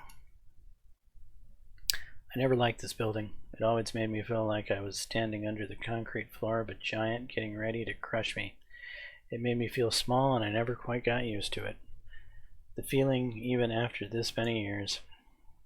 At the entrance, I was greeted by Iosif and his military entourage of young officers. Welcome to the Ministry of Defense, Mr. President. Let's go to my office. We walked from corridor to corridor to reach the office. On the way, we met with high-ranking officers as well as privates. We were met with privates? What? Every time one of these soldiers saw me, they stopped and saluted me. When we finally arrived at Iosif's office, his entourage saluted us and left. He closed the door and took a seat.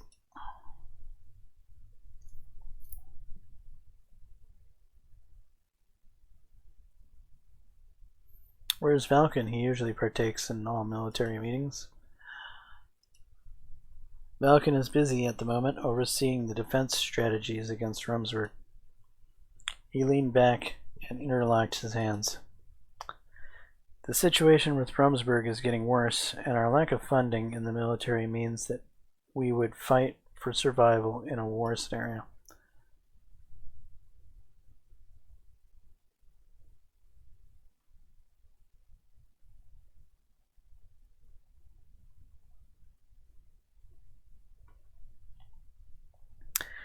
I will make sure it won't come to that. Not everything might be up to us, sir. As a result of the recent deal with Wayland, we have started reinforcing the border. Forward scouts have been deployed, and we have started moving our divisions. Rest assured, we are ready for anything that will come from the other side of the border. We will be providing our reports to you.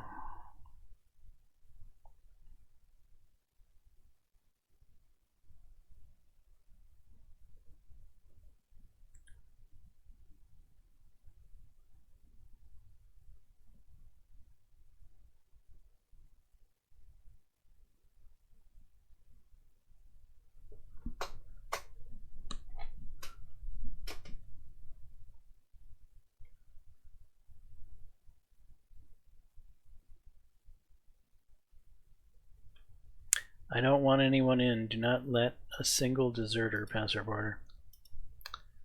We won't, Mr. President. Let's move on to our main topic. The mandatory conscription law has become a matter of discussion, and we need to strike a decision whether to keep it or remove it.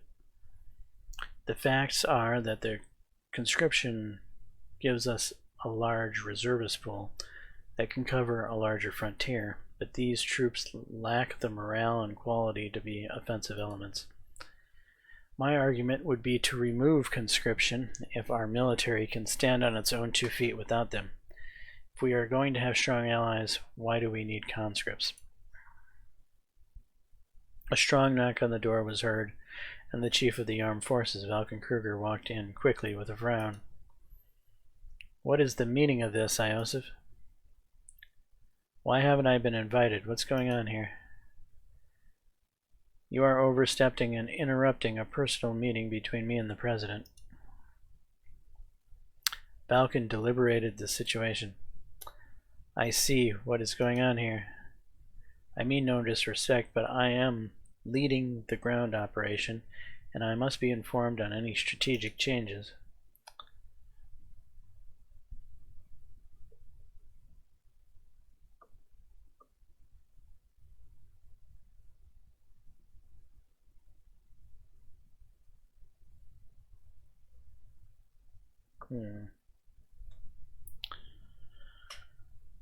Well, now that you are here, what is your opinion on conscription? The matter is rather simple from my point of view. Our forces have gone large structural changes, changing the operation capabilities and tactics. What? Our forces have gone large structural changes. Does that even make any sense? It sounds like word salad. Our forces have gone large structural changes, changing the operational capabilities and tactics. Alright, whatever. However, at the end of the day, Rumsburg has a larger army, air force, and navy. Our conscripts will fill the much needed weakness we have.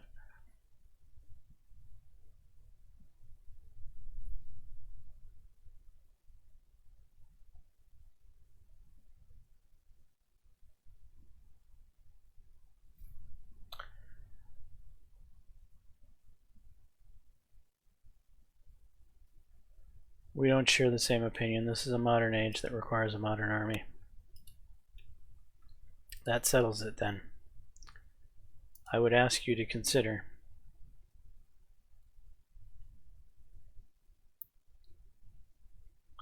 remove mandatory conscription. It's time to have a professional force of willingly enlisted soldiers. Alright, then we can move on. Let me look over my documents to see if there's anything else of concern. Iosif checked his folder before looking at me. That's about it. I won't take more of your time, sir.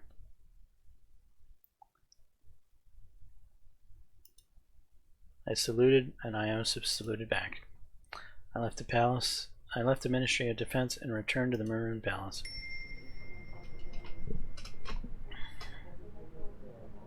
Hey, we have money. Yay, we have money. Arcasia had finished moving its planes to Erlery Air Force Base. As per the terms of the new agreement, the Arcasian military is allowed to refuel and repair access to the Air Force Base in exchange for providing logistical, financial, and equipment support to Swordland.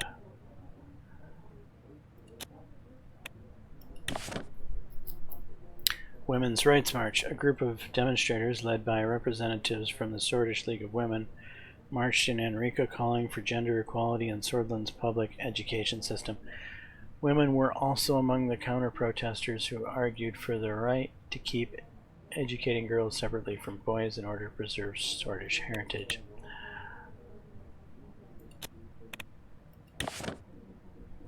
Godar Braun enacts resettlement order? Oh, hell no. Allowing the eviction of British citizens suspected of supporting the BFF.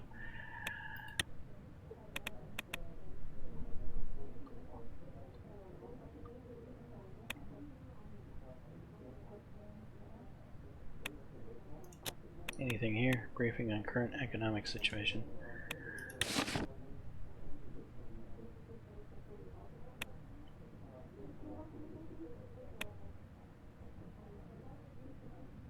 Boys to men, not without conscription. Sound the death knell for one of Swordland's proudest traditions. President Anton Rain has just removed the country's mandatory conscription requirement, We can therefore prepare not only for a smaller army and decreased defense capability, but also for future generations of young men who have no idea how to hold a gun or following marching orders. This newspaper's male staffer remembers their times in the army as one of their most cherished formative experiences.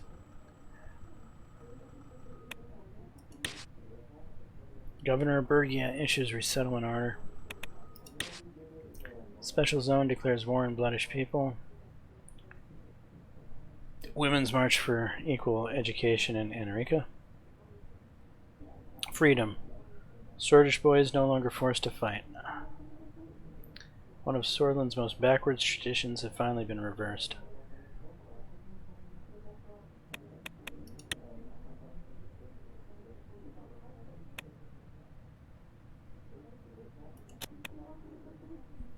Briefing on the current economic situation. Wait. That looks like our economy is trending back down.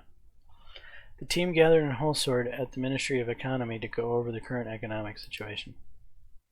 The building was constructed in 1892 by Heron Walt, possibly the most famous architect in Swordland. It was simple and elegant structure, yada yada. I walked through the large bronze doors. Everyone stood up as I entered the room, buttoning their suit jackets. Welcome, Mr. President. Please take your seats.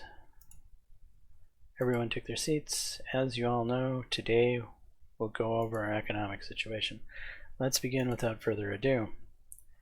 The aid we have received from Arcasia has helped us tremendously. Personally, I think it was a great decision, Mr. President. We will use the majority of the capital to combat the recession. I would expect nothing less from our Arcasian friends. I had to do whatever it took and end the recession. You haven't had a deal with Arcadia. Let's hope this decision won't come back to haunt us later. I would expect nothing less from our Arcasian friends. Well said. How are we doing in terms of our infrastructure? The success of the first infrastructure project is already showing a positive effect on the economy. Mikhail started grinning as he leaned forward. Thanks to the highway's economic growth in returning to Agland, we are experiencing a new investment and jobs in the region. Many leaders of the Business Council have praised the logistical improvements. It was a gargantuan effort from our side of the Ministry of Economy. Your efforts are noted. Everyone who has contributed is greatly appreciated. Positive results show that we're on the right path towards economic growth. We can do much more to improve the economy, and we will because our work is far from over. You are correct. The subject of tax reform and many more await future debate. Let's hear the stats on our deal with Wayland. Our trade deal with Wayland has increased our imports and exports by 60% in 1 month, which is a considerably good number.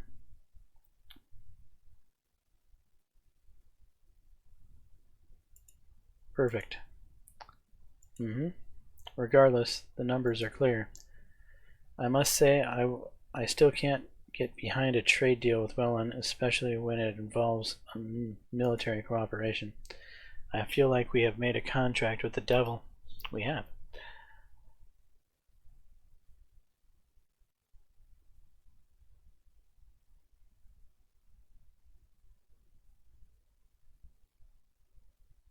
The devil, Victor Smolik, is not a bad man. Am I going to try to convince them of that? He's destroying his own people, but if you say so, Mr. President. Increased trade has improved our economy. I see this as a reason for celebration. On a side note, consumer spending has decreased further due to a pessimistic mood caused by our economic issues.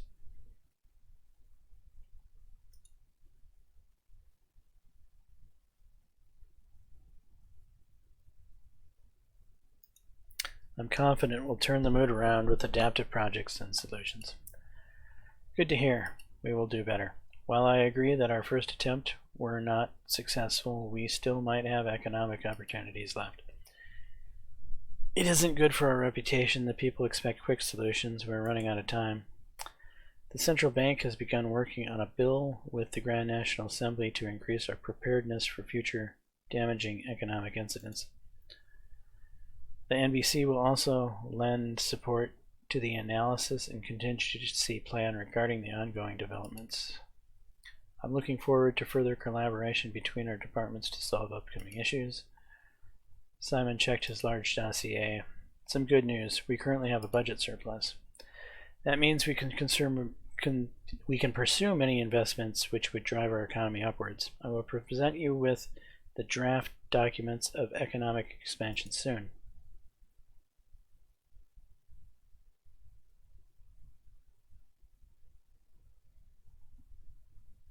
I'd rather spend the money elsewhere. That's excellent news. Very well, we'll take a look.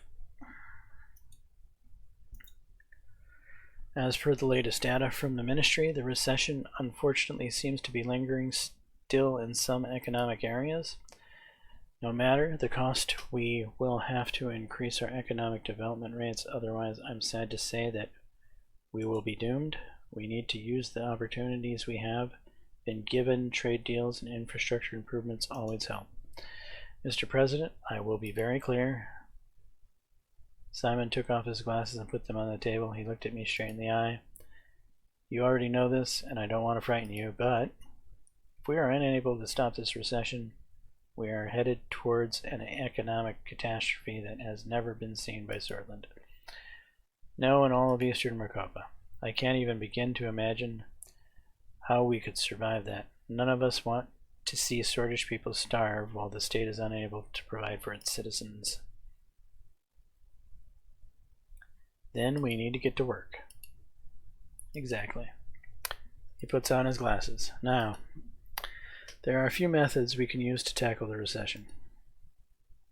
One, surplus is a great reason to spend extra on new investment projects to push for further economic development in the future. I have prepared a few project proposals. There are two main distinctions between these projects. It's either about continuing our infrastructure improvements or investing in increasing production. If we continue working on our infrastructure, that would lift us up to advanced country levels. However, our industrial production also needs a boost to return to pre-recession levels. There is, of course, the option to not take any risks related to our budget. Plans for these projects will be finalized soon. For now, I can provide preliminary information. Which one would you like to hear first?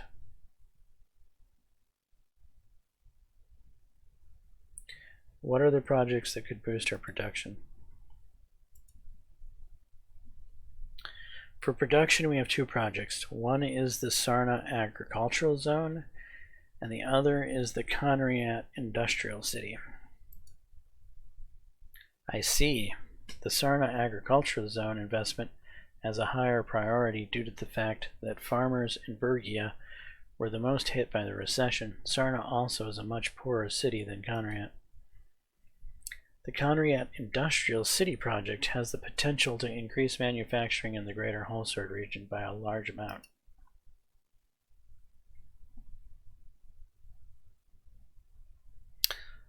Sarna is a much poorer city indeed. It deserves any investment it can get from the government.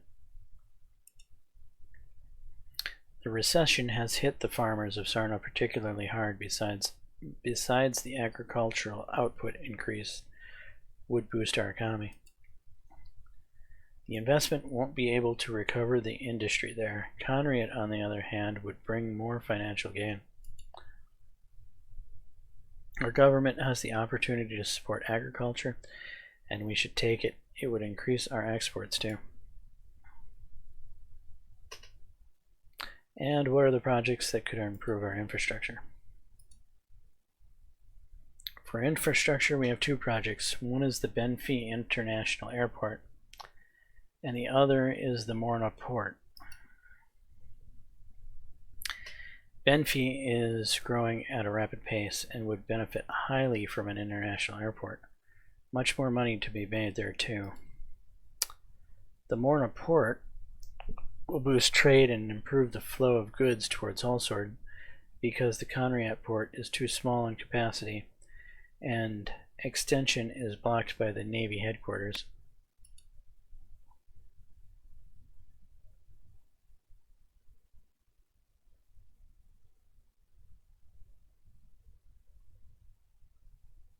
Economic growth in Benfey could be propelled. It still hasn't reached its full potential. Benfey is rapidly developing and there is much to gain from increasing its connectivity to the world. Imagine all the tourists that would arrive. We must focus on improving the well-being of our worst citizens, and while Morna is no poor city, it's very well deserves the investment. Alright, I have enough information. Very well. That covers our subject for today.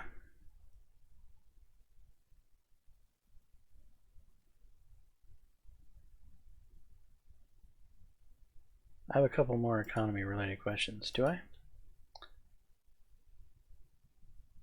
Edith, how strong is our currency?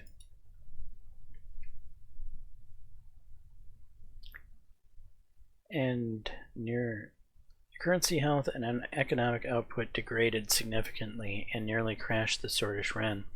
Our currency is on the course to actually crash if we don't act. Catastrophic losses in our financial strength are observed at the central bank, especially compared to pre-election levels. Inflation has increased by 20 percentage points year on year this quarter.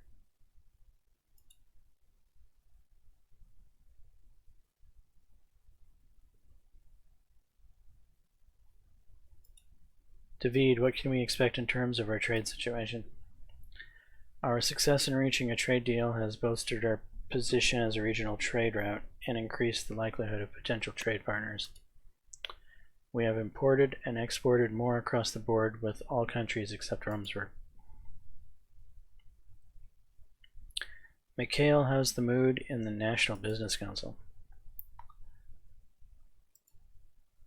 Business leaders in the council are nervous about the lack of tangible economic improvement in the country. They are holding on to their investment until they feel it is safe to invest their reserves in new hires or branches.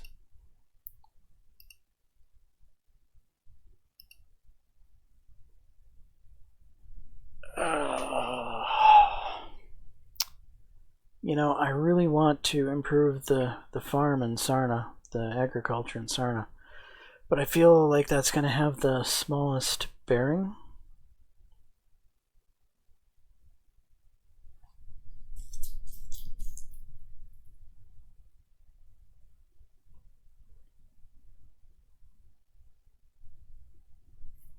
An airport sounds really interesting.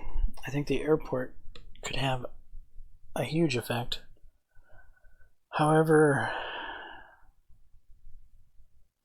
Benfey is not exactly a place that needs the infrastructure.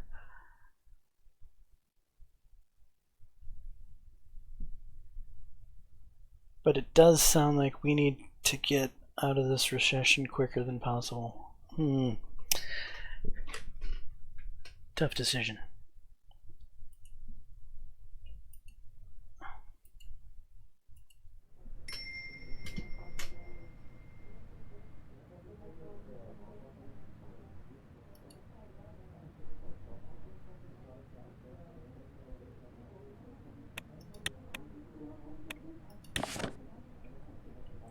Warned us about the increasing naval presence of Augsland in the Markian Sea. He showed his wish to have a stronger naval cooperation with Swordland in the future. Hey, could've. You blew us off, buddy. Too late now. ATO hails nuclear breakthrough advanced tech promises. The ATO has proudly announced a major nuclear breakthrough that promises not only to revolutionize its military capabilities, but also greatly enhance its energy sector.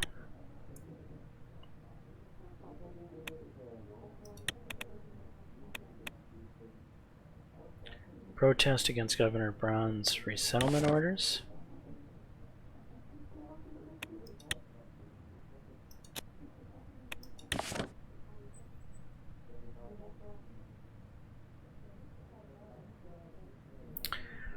Report from our border cities indicate that the polio outbreak in Velen have been moving towards Sordland. Specifically, there has been a sharp increase in cases in rural Suzerain and nearby villages. Health professionals have been dispatched to curb the infection by quarantining the patients. There are currently 23 active cases in Sordland.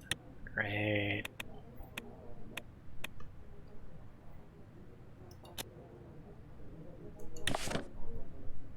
Governor of Bergia reports that the large group of students gathered in protest in downtown Deer, disrupting traffic and acting violently.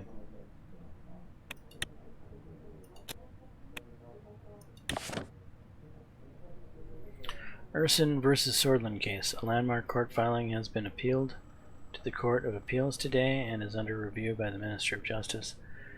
The lawyer, a Bloodish civil rights activist, Ishmael Urson, sued Governor Felix Braun for the infringement of the constitutional rights of equality before the law. The case questions the separate legal treatment of the Bloodish in Deer and by extension in the whole of Bergia.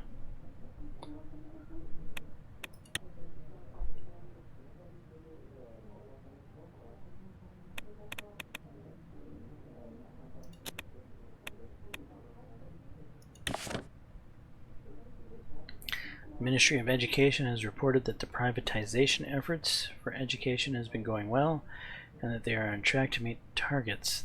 The capital received from the privatized schools and competing private investors has already shown results in the form of new schools and improved quality of education in most major cities.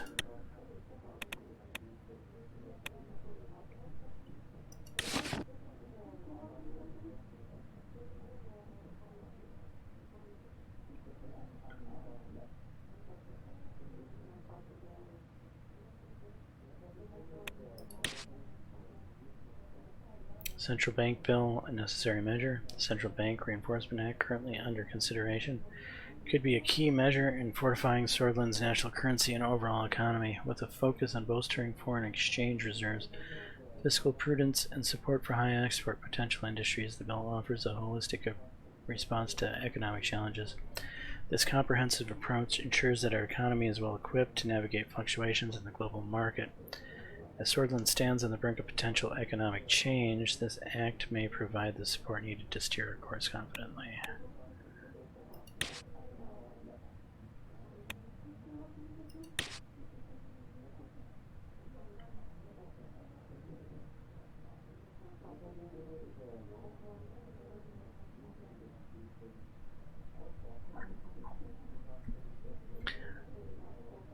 As if we needed more evidence of Anton Rain's hateful campaign against the Bloodish people, 4 student protesters in Deer were savagely beaten by police officers. Of course, they're blaming me. Operation Bear Trap begins amid spiking tensions with Agnolia. Vogsland increases naval presence. Sordland's diplomacy disappoints. The new diplomatic initiative presented by the Foreign Ministry has led to a major disappointment when President Rain went to Stallport only to come back empty-handed. The meeting with Prime Minister Horton seems to have gone negatively, diminishing the chances for closer ties between the two countries. In a time when Sordland needs more allies, this comes as news of sorrow.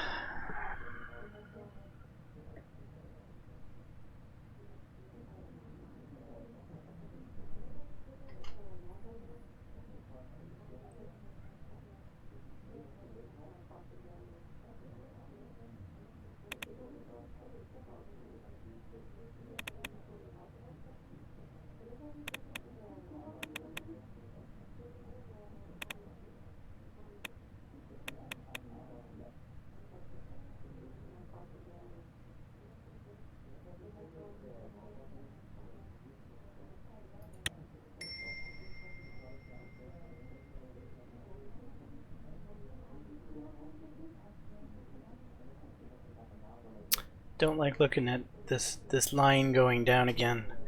Thought we were getting out.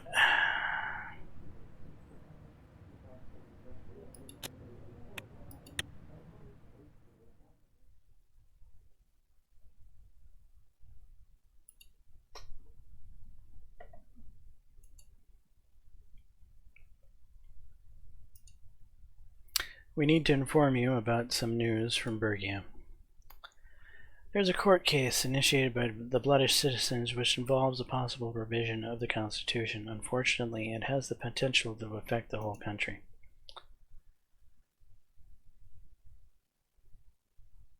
Great. Bad news from Bergie again. What's new? I'll start from the beginning. As you know, after the discovery of Ka-74s in separate hideouts, there have been more than a few attacks initiated and claimed by the BFF. Due to the lack of security funding, some of these otherwise avoidable attacks couldn't be stopped. This led to some increase in tension in Bergia. Lack of security funding? Huh? I gave you guys more money, remember? On the other hand, the community police have been very helpful in the areas where they were allowed to serve, which aren't many, unfortunately.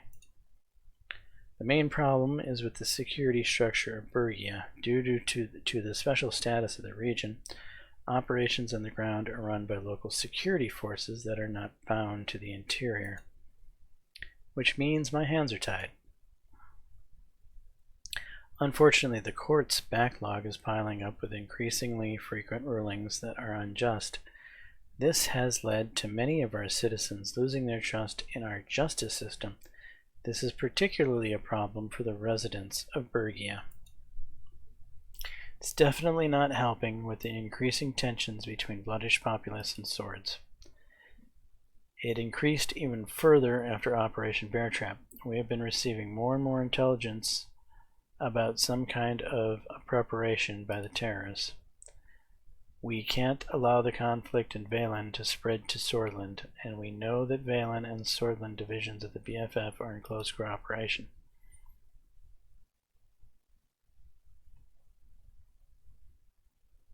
That's precisely why we're cooperating with Vezic forces to defend our border. The main problem is not security, but the very right to existence of the Bloodish people. I'd still like to believe your perspective can be changed on this subject. We'll get there, Miss Morgana. As I was saying, the increasing threat of the BFF led Governor Braun to justifiably resort to his emergency powers to curb the danger.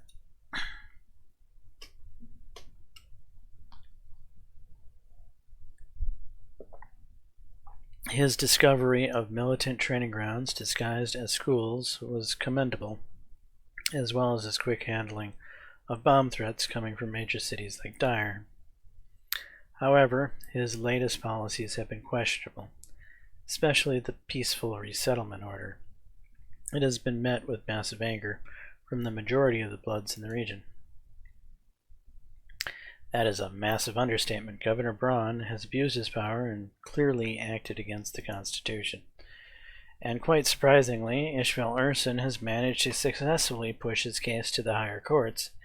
He is suing Felix Braun for infringing upon the liberties of Bloodish people. He also raises a conflict in the Constitution and argues that the way it is written makes it open to interpretation and allows people like Governor Braun to abuse their power.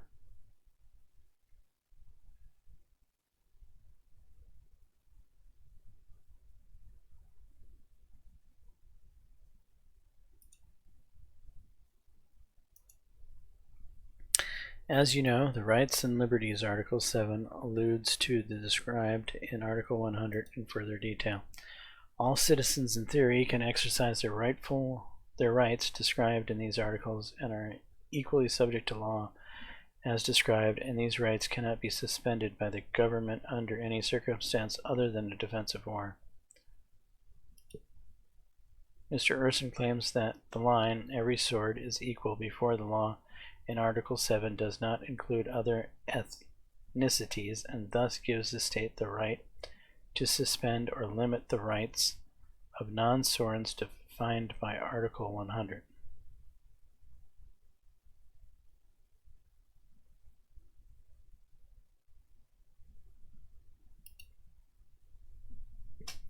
Courts have repeatedly protected Governor Braun in the past, and it is true that he bets on Mr. Hawker's justifying his actions through Article 7. However, there is also Article 6, which the court could have taken into account already. And what is the problem with Article 6? As you know, Article 6 goes, everyone who is bound to the Swordish state by citizenship is a sword, which clarifies clearly that the Constitution does not discriminate against the ethnicities or cultures. Citizens of this country are called swords. But did you ask Bloodish people what they think? Yes, it's true that this article has protected them on a number of occasions, as it defines swords as a non-ethnic term, but it is left up to the interpretation of the courts. They could have argued that Article 6 extends the rights defined in Article 7 to all citizens of Swordland regardless of race, but they didn't yet. They can potentially push this case to the Supreme Court, which won't help them because the Supreme Court are assholes that'll rule against them.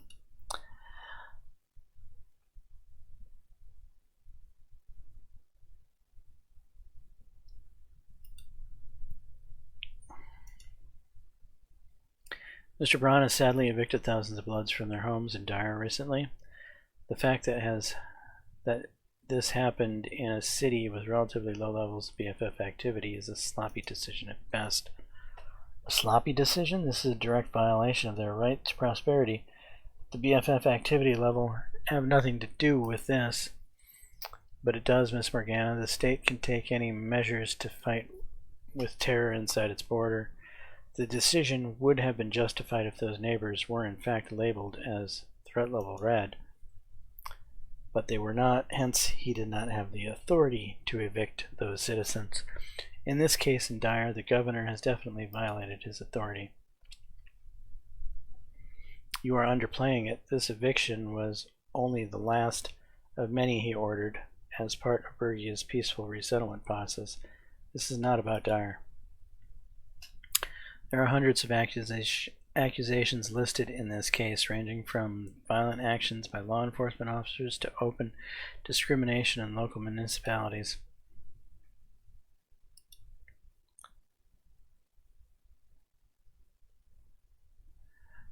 Can we get past the who is and who is stuff and move on to the rest of this? Ishville Urson is a lawyer and Bloodish rights activist. He was active. Right. Yeah. What Bloodish community is going through in Bergia is unacceptable. We must do what it takes to stop this madness. Miss Groff is right. We must first be completely sure that Mr. Urson is innocent. Are you joking, Miss Groff? You'd like to believe the police are getting out of control under your management?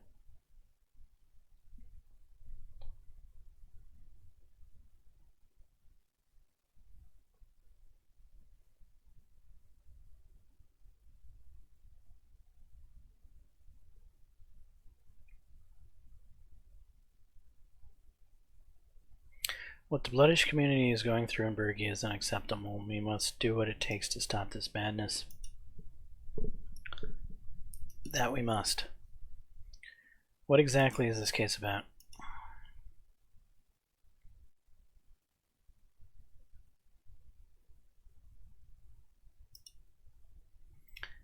claims Article 7 of the Constitution, signing the line, every sword is equal before the law, is in direct conflict with the freedom and rights defined in Article 100.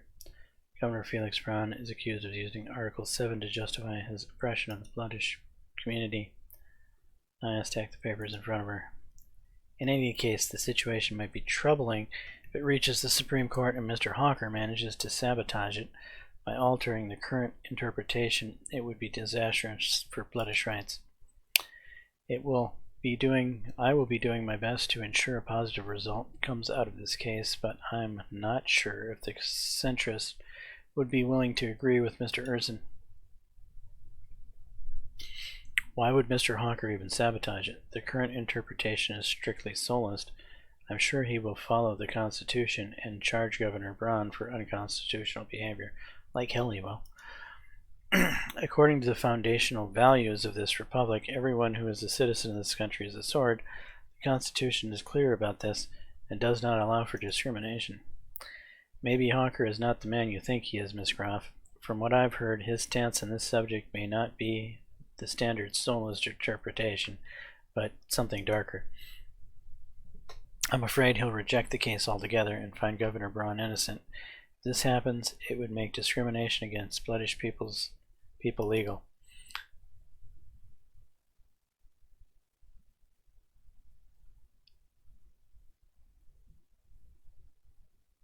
This is insane. Isn't there anything I can do? I'm afraid not, Mr. President. The executive has no jurisdiction over the judiciary.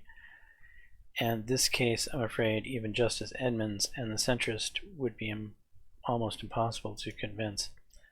To be honest, I don't think this is a matter for our administration. We must keep out from judicial affairs. As much as I hate to say it, I somewhat agree with Lilius on this. I prefer to keep the status quo over risking a complete abolishment of rights. We still have the power to make tangible reforms.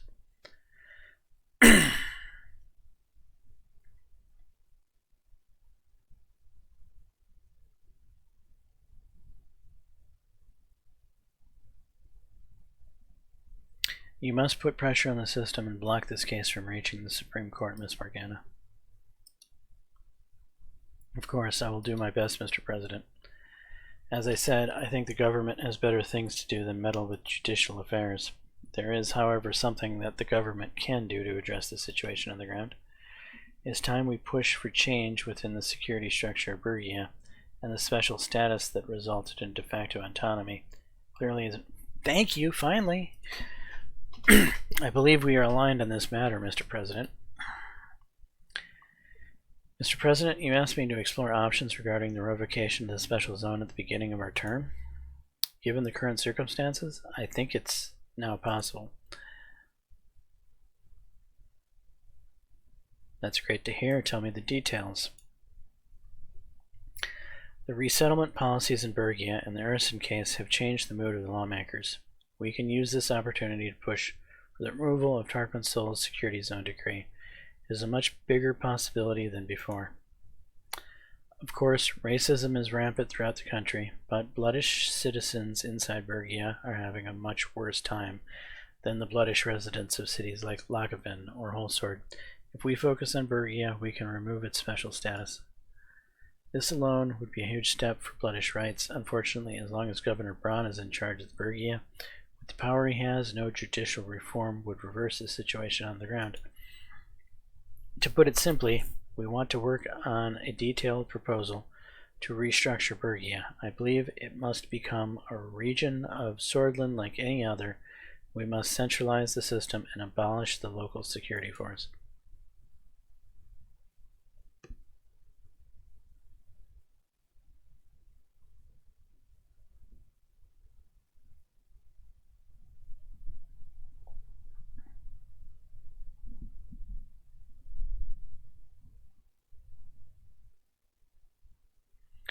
Are you sure we can even revoke the special status of Bergia? We can't be sure of anything, Mr. President. You know this better than me. But Lilius and I both believe there is potential to get more MPs behind the idea. It's true, some members of my circle inside the party are keen on this as well. They are starting to believe that Seoul's policy in Bergia has already run its course. Well, Mr. President, with a strong enough proposal and some judicial support, your current powers might be just enough to be able to enact this by decree as well. In any case, I think it's possible to get this through the Assembly. If we play our cards right during the process of this case, while we work on the preparation of a strong proposal for the special zone, we can gather enough support behind it. We have to try.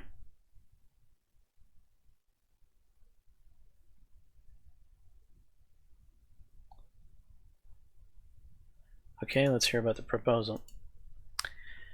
Nia and I both agree that we need to abolish the special zone of Bergia. This is the first point that the proposal will address. This would also mean taking away the special authority of the governor. I agree with removing the governor as well as his insane authority, but I don't support a complete centralization of the region. I propose that we restructure the special zone, democratize it, and acknowledge the bloodish movement. How does that resolve anything? How do you solve any problem by dividing the region from the rest of Swordland? We've tried that already. Hold on, Lilius. I want to hear Naya's proposal. Thank you, Mr. President. Millions of bloodish people suffered over the last decade.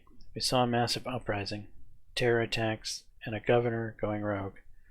These people only wanted to live in this country as equals, but they were denied that. Why don't we allow Bergians to elect their own local government? Why is Holsword so keen on prying into the lives of the bloodish people? We should replace the oppressive laws of the special zone with a democratic system that allows for proper local representation, and I propose the Bergia semi-autonomous region. I'm sorry to tell you, Miss Morgana, but Bergia is part of Swordland as much as England and Holsword. You're bringing secessionist Feta Ejal's lifelong quest here as your proposal. What's wrong with you? What's next? Succession of Bergia and a formation of an independent bloodish state? Autonomy for England? And why don't you hold a referendum for the Rums of Estord and ask them if they want to join Rumsburg while you're at it?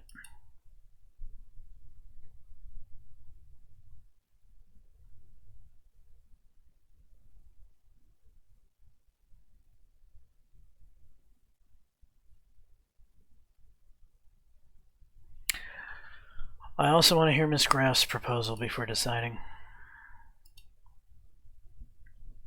My proposal is very simple. The special zone must be fully revoked, governor powers taken away, and the local security forces must be abolished. Only then Bergia can be an equal part of Swordland. I propose we unite Bergia with the rest of Swordland and enforce the same law and policies as any other Swordish region, dismantling the current semi-independent security structure in the process.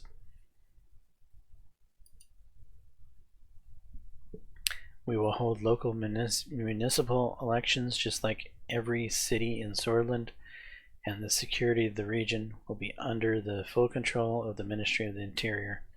We can no longer allow their forces to pursue violence with impunity. If this was a problem that the central government could fix, your mighty colonel would have solved it already. The assimilation of policies clearly didn't work. What does that have to do with anything? I'm just saying the solution is not a rushed unification. We must acknowledge that Bergia is a unique region with its own culture and history. We cannot disregard the social reality.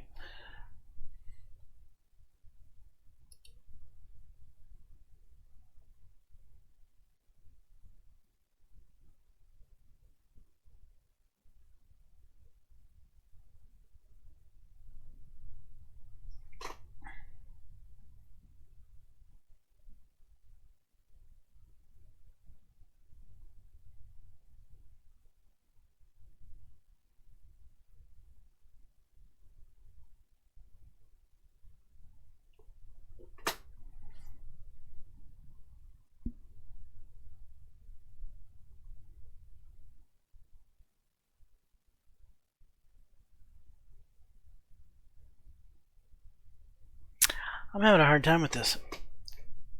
Lilius actually made a good point here. Why should they have any... Why should that region have any special privileges over any other?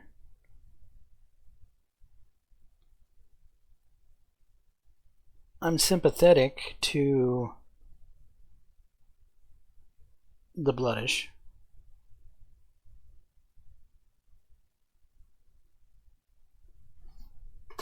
But they can be, can't they be elected normally like anyone else? Am I missing something here?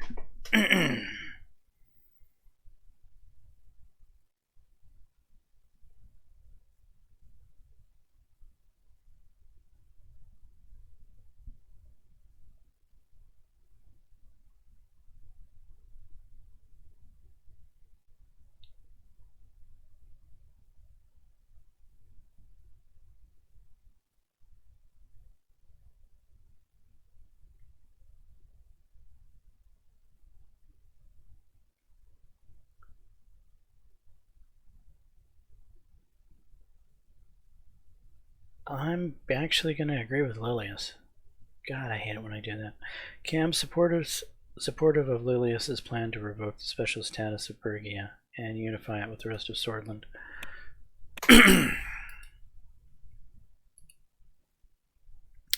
So it's decided then. I can start working on the proposal as soon as possible.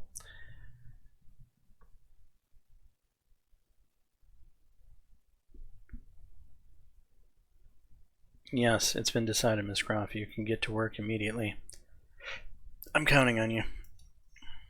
Of course, Mr. President, right away. This is a mistake.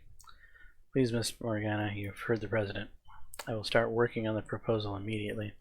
It is very important to get this right, so it will take some time.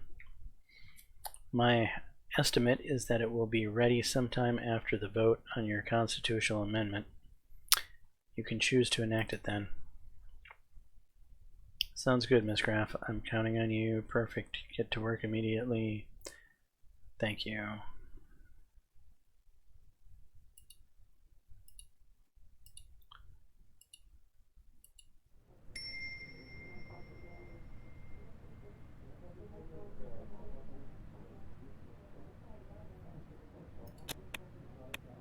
Balanced energy prices in Lockman, reports NBC. The National Business Council in Lockman has reported a balanced energy market. Despite regional fluctuations, Lockman has maintained stable energy prices, which have had a positive impact on the local economy. This stability is fostering an encouraging business environment and promoting economic well-being among the populace.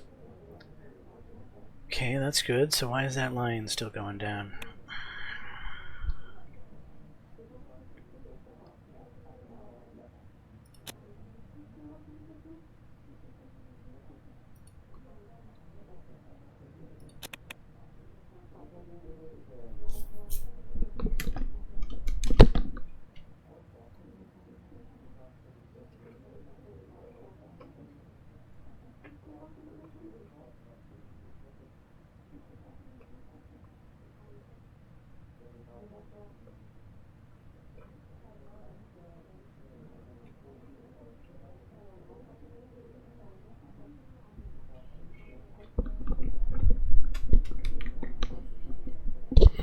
Sorry about that, guys. Okay, let's Central Bank Reinforcement Act. -1 government budget, huh? I hate the fact we're going to be going negative, but this seems like something important. The Central Bank Reinforcement Act, led by Edith Agnock and the GNA, intends to bolster the strength and stability of Swordland's national currency and bolster the overall economy. The Grand National Assembly advocates for the following measures. Section 1 mandates the accumulation of foreign exchange reserves by buying foreign currencies, especially those of Swordland's main trading partners. The central bank can exert more control over the value of our currency. Section 2 outlines the adoption of a prudent fiscal policy by reducing the national debt and limiting budget deficits. The country can present itself as a more stable economic entity, attracting foreign investment and improving our credit rating, which in turn would enable us to borrow at a lower interest rate if necessary. Section 2 outlines the adoption of a prudent fiscal policy by reducing the national debt and limiting budget deficits. By adopting this measure, I will be creating a budget deficit. Okay, Section 3 proposes increased legal and informational support for industries with high export potential, such as emergency electronics sectors in Gelsord, wine production in Boren, and pharmaceutical manufacture in Lochhaven. By increasing exports, the demand for our currency on the international market will rise, thus strengthening its value.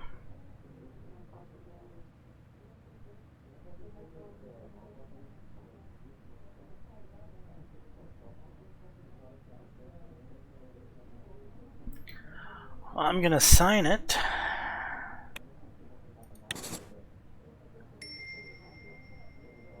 And now we're in a deficit.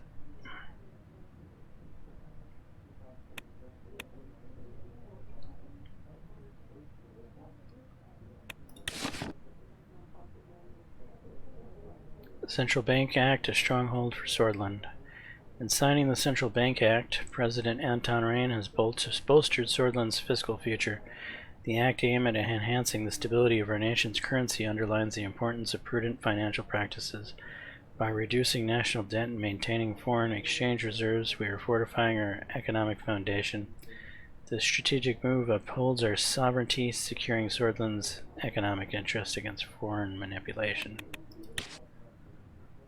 Op-ed, a misguided attempt at control from the desk of Vetri City Free Trade Committee comes this morning. The signing of the Central Bank Reinforcement Act is a blow to free market principles. In the committee's view, the new law focused on accumulating foreign exchange reserves and bolstering domestic industries may limit the flexibility and dynamism of Swordland's economy. The act could discourage foreign investment and stifle competition, two vital ingredients for a vibrant market economy. At a time when global economy requires adaptability and openness, this legislation seems to pull Swordland in the opposite direction. Article paid by Ventry City Free Trade Committee. Wait, what? Have I been tricked?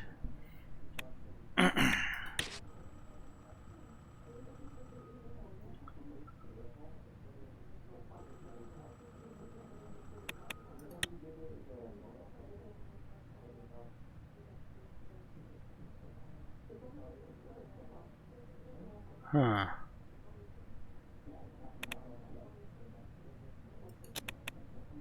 Budget allocation of healthcare.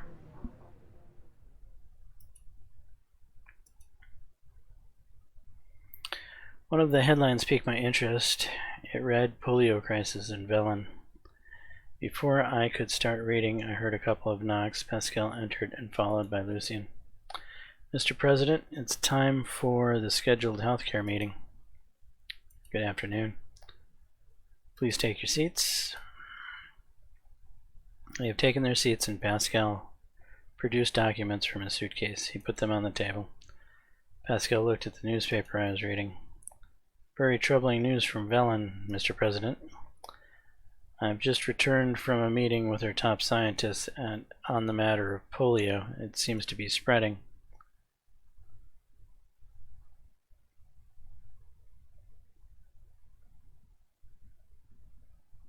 "Why am I just learning of this from a newspaper?" "We are already evaluating the situation and did not want to bother you with it yet, Mr. President. We are working on a comprehensive report. We have notified all our healthcare staff, especially the ones closer to Velen's border. Unfortunately, these are also the more rural areas where we lack equipment and staff. What I was told by our researchers was that with the current infection rate, there will soon be millions of people affected by polio. We need to be ready for any possibility." "I doubt it's that serious yet. Regardless, back to the topic, Mr. Benoit. Pascal put on his reading glasses and went through the documents. He didn't say anything for a whole minute. Mr. Benwell? Yes, of course. Let's start. He puts the paper down, cleared his throat, and looked at me. In general, the ministry is somewhat content with the budget decision that was made. At least we didn't get cut. But I'm still happy that the administration continues to support healthcare at the same level as before, though this limits our options significantly. Our health services seem to be working fine and don't require more investment. I'm sure we can improve what we have. We will have to make do with what we have. I want you to lead the way to solutions in healthcare. It was not a decision that was made lightly. We will have to make do with what we have. I want you to lead the way to solutions in healthcare. I don't see many ways out of this particular situation. We need funds to bring improvements. As you know, I have been preparing a new privatization program that would create funds through selling of unused ministry property and some extra taxes. It might not go against our strategy to promote a market economy, but I'm personally against privatization of government services. Such vital services must be under state control. Aside from creating additional funds, there is a long-term problem with privatization in a country like Swordland.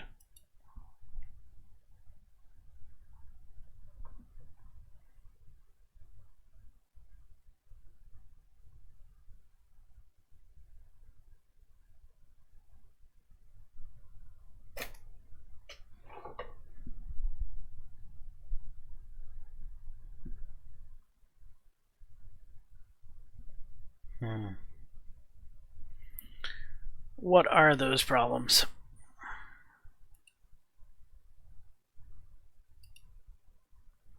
People are already lacking proper health care, even though it is free. What happens when you privatize? Prices increase as state hospitals close due to sales. We will prevent the worst case scenarios. There needs to be healthy structural improvement in this sector. This is not Arcasia nor Lesbia. You are talking about Swordland, in which the healthcare is free for now. We have people who have their lives depending on a service that is free to them. Messing with that structure will definitely hurt us politically in the future. That I know for sure. But the choice is yours, Mr. President.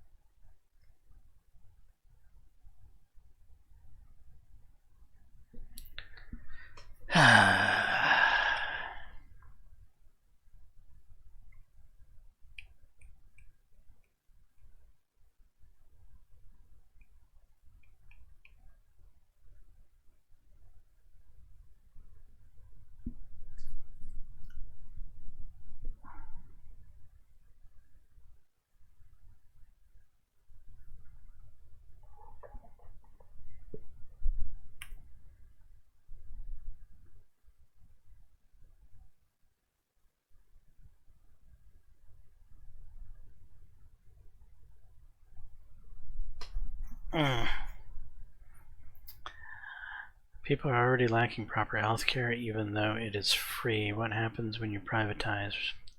We will prevent the worst case scenarios. There needs to be healthy structural improvement in this sector. We will promote privatization. Excellent. We can turn that extra money to something useful. I shall let my partners know. Don't think this was the right choice. Since we will have extra funds, the spending policy question remains. I urge you to consider these proposals. We could build new hospitals, where necessary, divert funds to increase the salaries of our own health workers, or invest in enhancing the existing treatment facilities in rural areas. Each of these options presents a unique path towards improving healthcare access.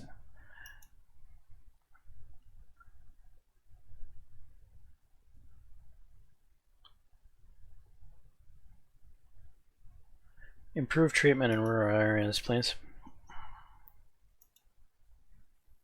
The sad reality is that our rural clinics are woefully outdated, ill-equipped, and understaffed.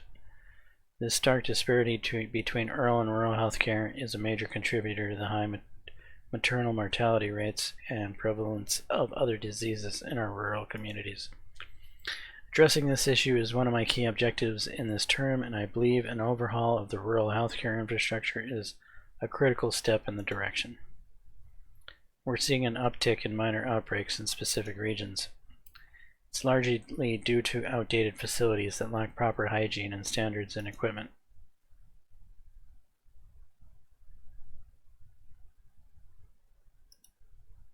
We can proceed with the decision, Minister Benwell. In my book, The Unfortunate Man, I depicted the hardship of the poor mining family, vivid illustrations of the stark health inequalities in our society. As Minister of Health, I've strived to rectify these disparities. Therefore, I believe improving treatment in rural areas should be our course of action, Mr. President. It would be best to consider the political advantages of each one, as well as practical advantages before making a decision. A few minutes went in contemplation as the moment to make the decision came. Improve rural treatment, hiring health staff, and upgrading equipment in rural areas. New contracts for improvements will be drawn up immediately. Well, that wraps up our decision for now. Very well. Fruitful meeting, nevertheless, nice and short. Just the way I like it. Pascal gathered his documents and left along with Lucien.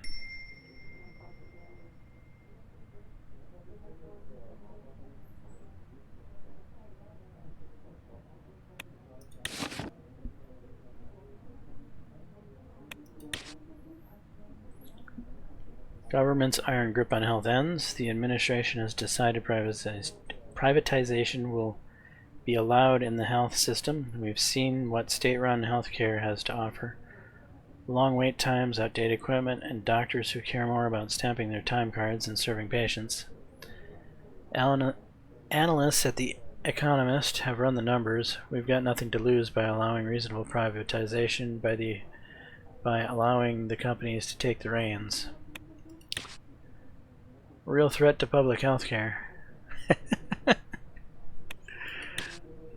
Thousands protest the new governor of Helgoland.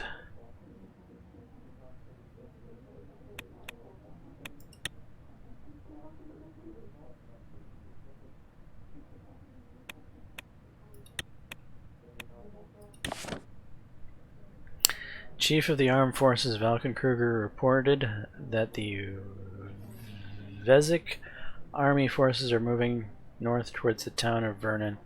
On their way, many bloodish villages were assaulted, and the initial reports indicate a high death toll.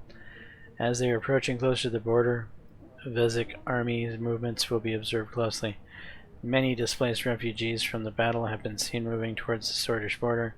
They have been turned around forcibly to ensure the complete defense of the border.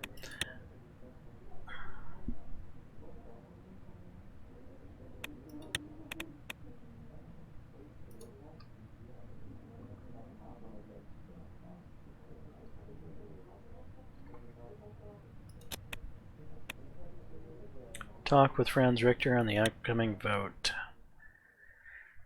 The preparation for new constitutions were nearly completed. Soon we were going to propose it in the Grand National Assembly, a huge step for our administration. But we desperately needed more supports. That's why I had invited Franz Richter for a chat about the upcoming vote. He and his party held the key to our success. We met in the presidential office at the end of the day. He arrived in his signature navy blue suit and handed me a bunch of famous Arcasian chocolates before settling down on the couch. It's good to have you here, Mr. Richter. Likewise, it's nice to finally have some time to talk. He took a folder from his briefcase and flipped it open. I could see the scribbles he's made in the margins of my draft proposal. I have to say, I am surprised by this proposal you prepared for the new Constitution. I really do not understand your reasoning behind some of the changes. What parts don't you understand? I don't know where to begin. You are not reforming the presidential decree process. This was not at all what we talked about. This has become the opposite of democratic. Not to mention that you have ignored our demands for a reform in the appointment of ministers. How are you calling this a democratic package?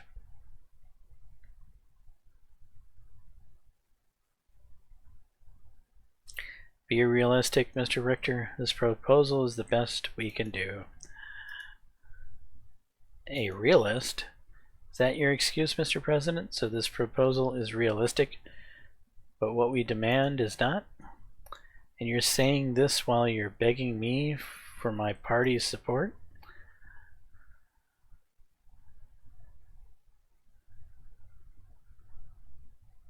Be it small or great, a step forward is a step forward. While that's true, we cannot settle for just enough when we can achieve more. Look, Mr. Rain, there's simply no way we can support this proposal. Let's not kid ourselves any longer. There is nothing in this for me or my party.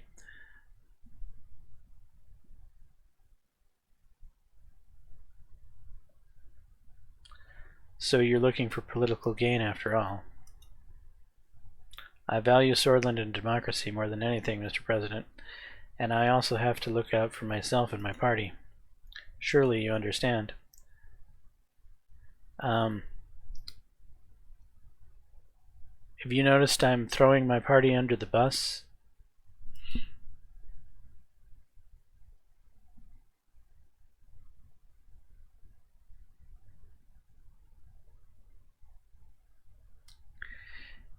And if we're talking about democracy here, I first need your promise that you're not going to cast a shadow over the PFJP anymore. You will give us proper credit and finally do something about the unbalanced representation of our party on state television.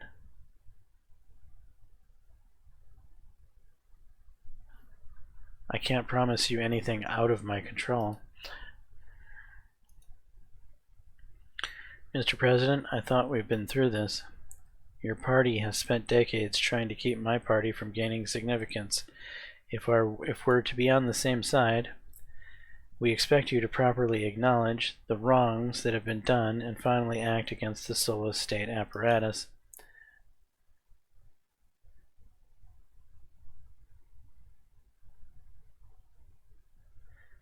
Don't blame the state, it was the people who elected the USB. It seems we will not be seeing eye to eye. I'd rather get going before it's too late, Mr. President. I think our meeting is over anyway. He stood up and offered his hand. I shook his hand. Good luck in the assembly, Mr. President. Have a good evening.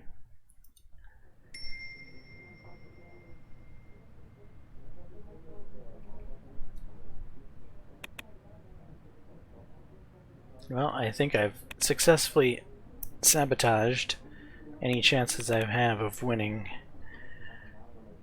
this thing. Victory Day celebrations. The nationalist stronghold of Swordland is gearing up for a massive celebration of Victory Day. Rain meets Richter. Swordland today has received an exclusive update about President Rain's constitutional reform process. According to inside sources, Rain met today with Franz Richter in an attempt to secure the party votes in the assembly. PFJP rejects Rain's reforms. At a party conference today, PFJP leader Franz Richter and Deputy Manoli Suhail announced their intent to vote against Anton Rain's constitutional changes. Who's voting for it at this point?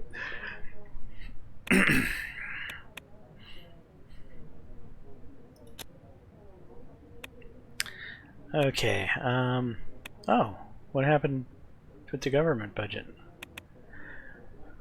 Award company contract, read the report. At today's press release, PFJP Group Deputy Chairman Ms. Shalley announces that their party will be doing everything in their power to block the constitutional changes by the USP.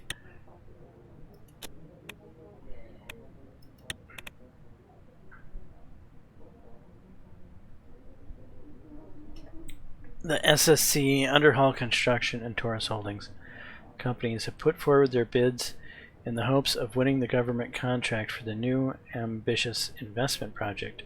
Which company should we pick?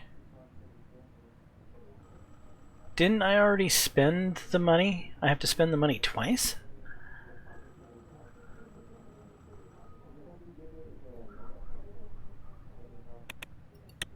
Taurus. We can't afford anything but Taurus.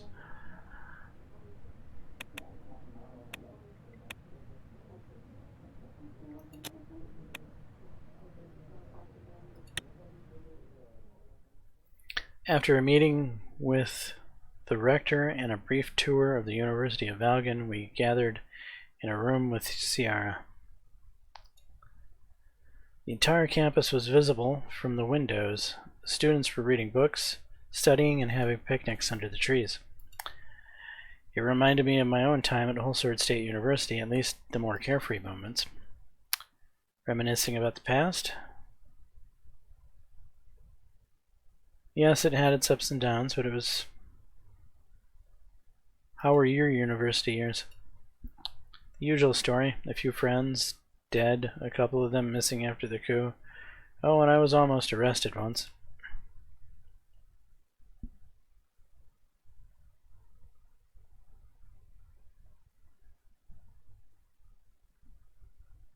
We all went through tough times back then. Some of us more so than others. Let's not get sidetracked. I want to start off by saying this. Stagnation doesn't get anyone anywhere. Simply maintaining my ministry funds got us sitting duck with the dozens of issues left unsolvable. The state, having had to rely on privatization funds, is a disgrace. We are letting private interests meddle in the most essential service, learning. Oh, would you shut up already? New private schools are increasing the disparity of services and education. Lower income households who can't afford the private school in their district and might need to send their children to a public school far away. Although I insist the funds are still necessary to close the gaps in services, I can't say we have been entirely off track. I want to thank you for your leading our education system in the right direction. Traditional teachings have long prevented proper progress.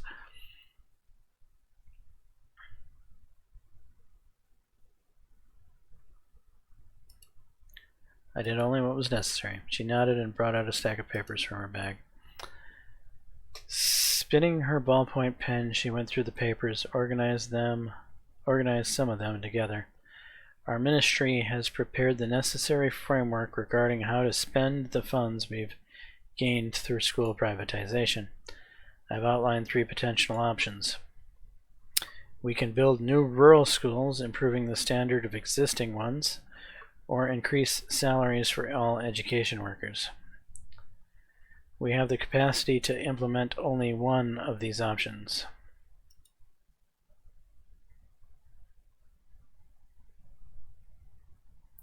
Why should we increase the salaries of education workers? The job itself should be held in higher regard and be compensated accordingly. There are people who have chosen to dedicate themselves to the betterment of others, to helping raise the next generation. We ought to give them what they deserve. Yeah. Okay, tell me about the plan to build new rural schools. The issue is very critical, as we're losing many young people to ignorance and illiteracy. Swordland's rural population is full of untapped potential. With enough education, these people could be an asset to our workforce and society. Look at how United Cortana is pushing past Arcadia in education and research. It's because most of their rural populace has access to schools.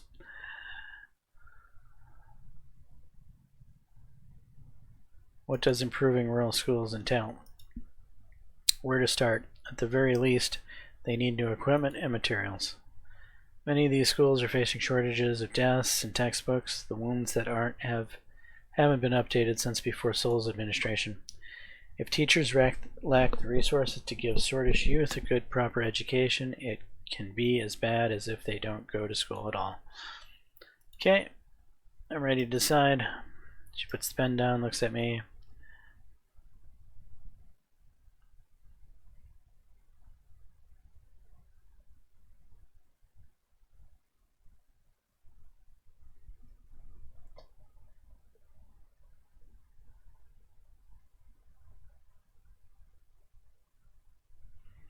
Improve rural education by purchasing new materials and upgrading old school equipment.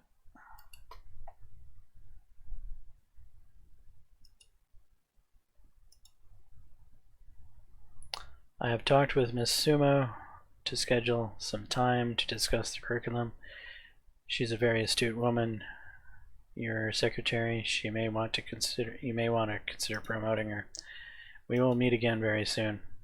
Unfortunately, my secretary is a spy. Anyway, thank you for your efforts. Ciara put the paper back in her bag and left the meeting room.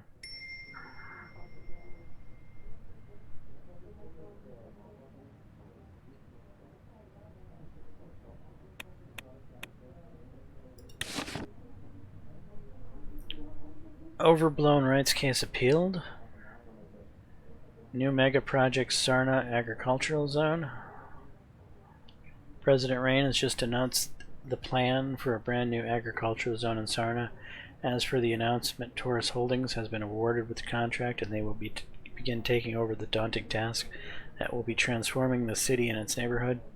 On completing this mega project, will provide a much needed production boost, not just to Sarna but the entire Bergia region.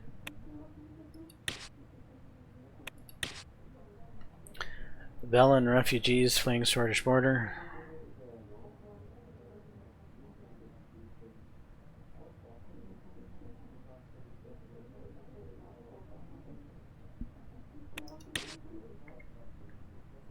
Urson's case goes to the Supreme Court. Wait, what? Great.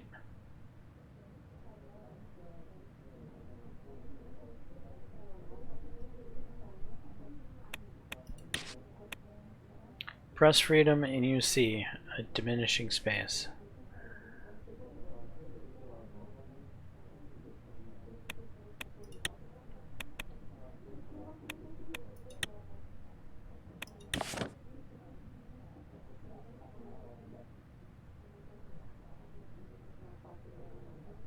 Okay, whatever.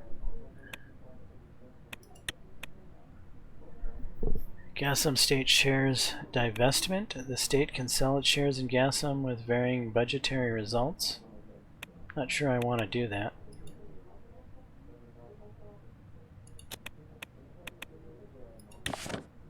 The Ministry of Justice has reviewed the Urson versus Swordland case and put forward its concurrence opinion before sending the dispute to the Supreme Court. The Minister of Justice, Naya Morgana, came forward agreeing with the case of Ishmael Urson and pointed out that the majority court dissent would do disservice to legal precedent of future constitutional rights case. The case is now in the hands of the Supreme Court.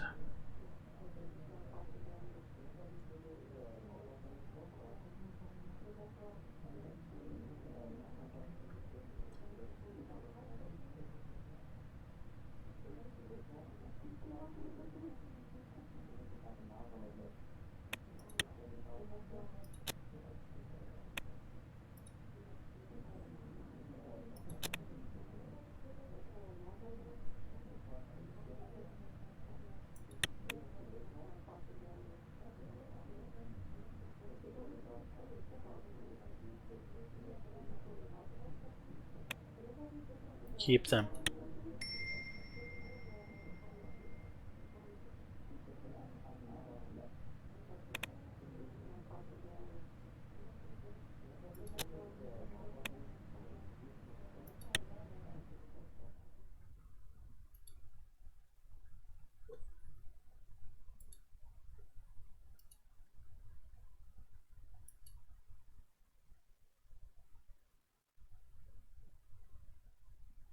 Inside the building, I was greeted by Sierra's assistant. They led me to the meeting room where she was waiting inside. She stood and gripped my hand.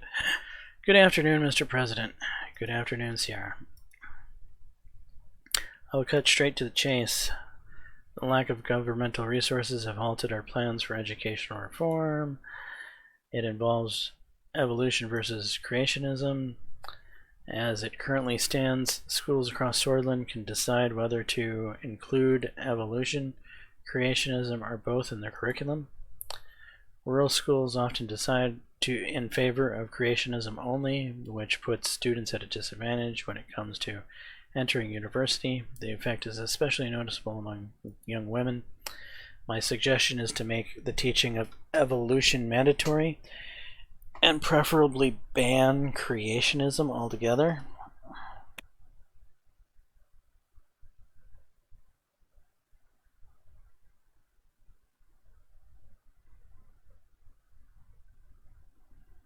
I don't see a problem with teaching our children both theories. That would be one way to compromise, yes. But does creationism really help open the minds of our children?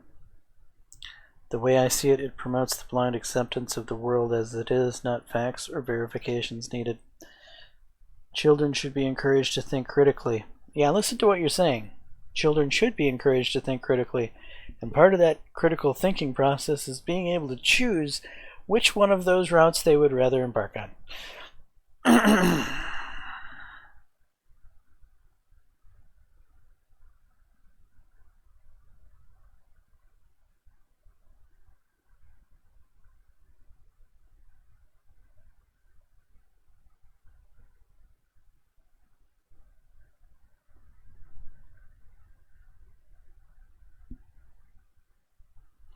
Regardless, I don't believe schools need to ban creationism entirely. I don't see the harm in letting students decide for themselves. Honestly, that's a valid argument. I can live with that. Lucy and Galad knocked at the door and entered. Excuse me, some urgent business kept me away. Welcome, Mr. Galad. Mr. President. Miss Wald.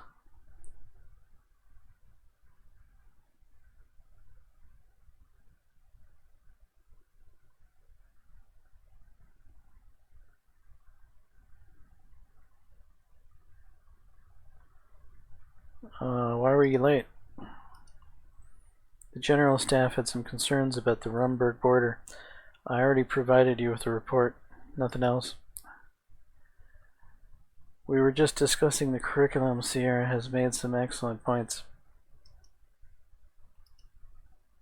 Very well, let's hear them. Continuing from my previous point, it is my conviction that we should require the mandatory teaching of evolution in Swordland's public school and cut creationism completely out. If we want children from rural areas to have the same opportunities as their urban counterparts, that is the way. Opening students' minds and reducing the role of religion in schools will also lead to more equality between young men and women. Don't bring your pet cause into this, Miss Walda. You failed your reforms, and now you want to remove belief from schools? Advancing women's right is more than just a pet cause. Both of you gentlemen must know that. Also, we all know why the education reforms failed, don't we?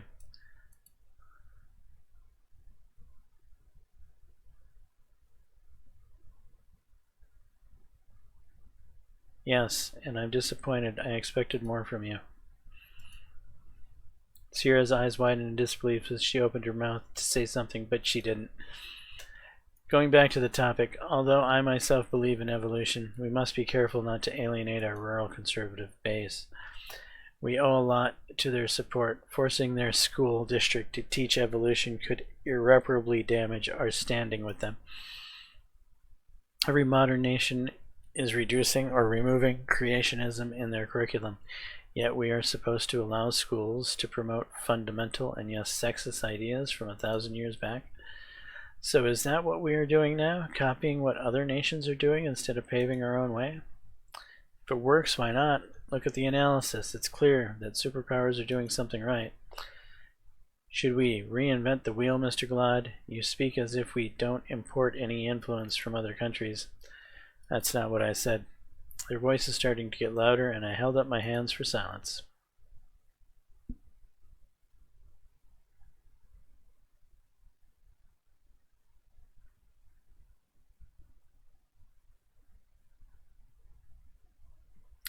We can still allow creationism to be taught alongside evolution, Sierra. You could live with that.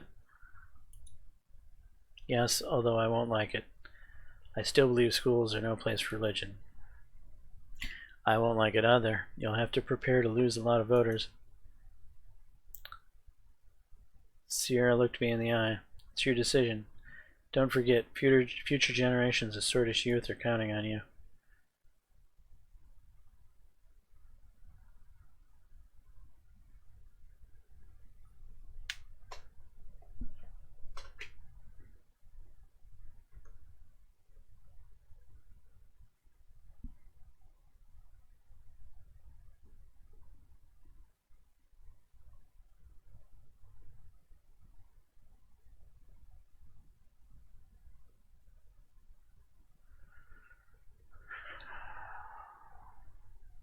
Why can't I make both mandatory? Where is my I want them both to be mandatory option?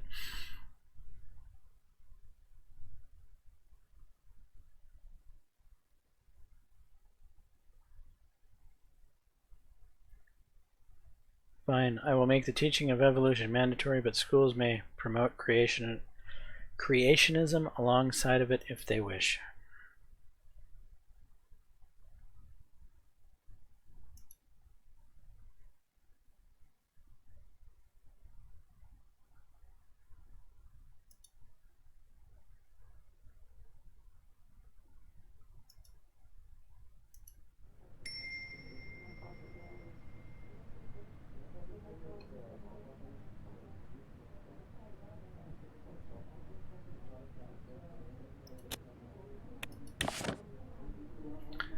As the economy stagnates, Valgan is reporting a slight dip in employment rates.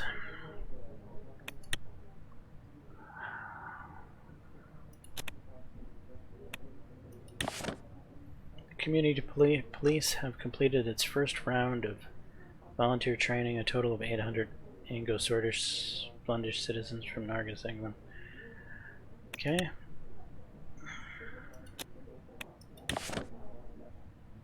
It's preparing a bill which aims to unify Swordish education by making Swordish the only language accepted in educational institutions, excluding specific foreign language studies.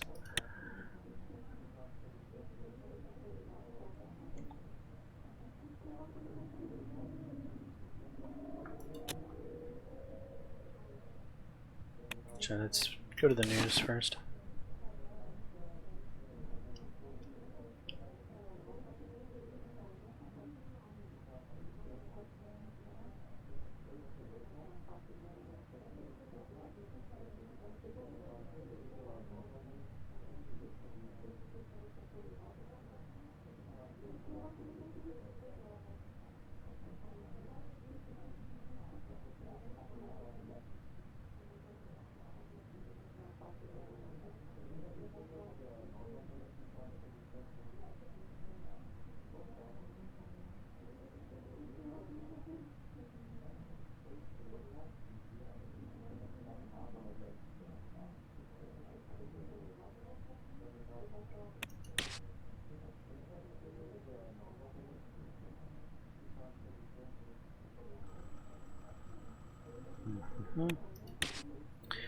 Rain's curriculum compromises, forces schools to evolve slightly.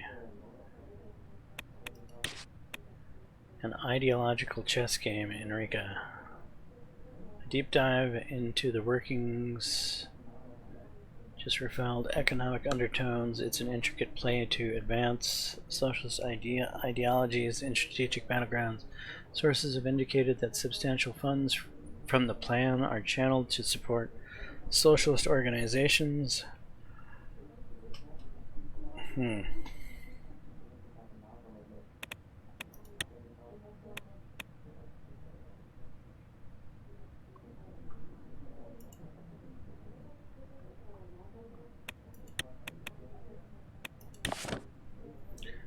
While President Victor Smolak is drawing his operations against the British Freedom Force to a close, the consensus is that while Welland's army went a long way towards neutralizing the British threat, there were many preventable casualties. Furthermore, despite Wallen's best efforts, not all hideouts have been eradicated, and anti-Smolak sentiment is at an all-time high among the remaining insurgents.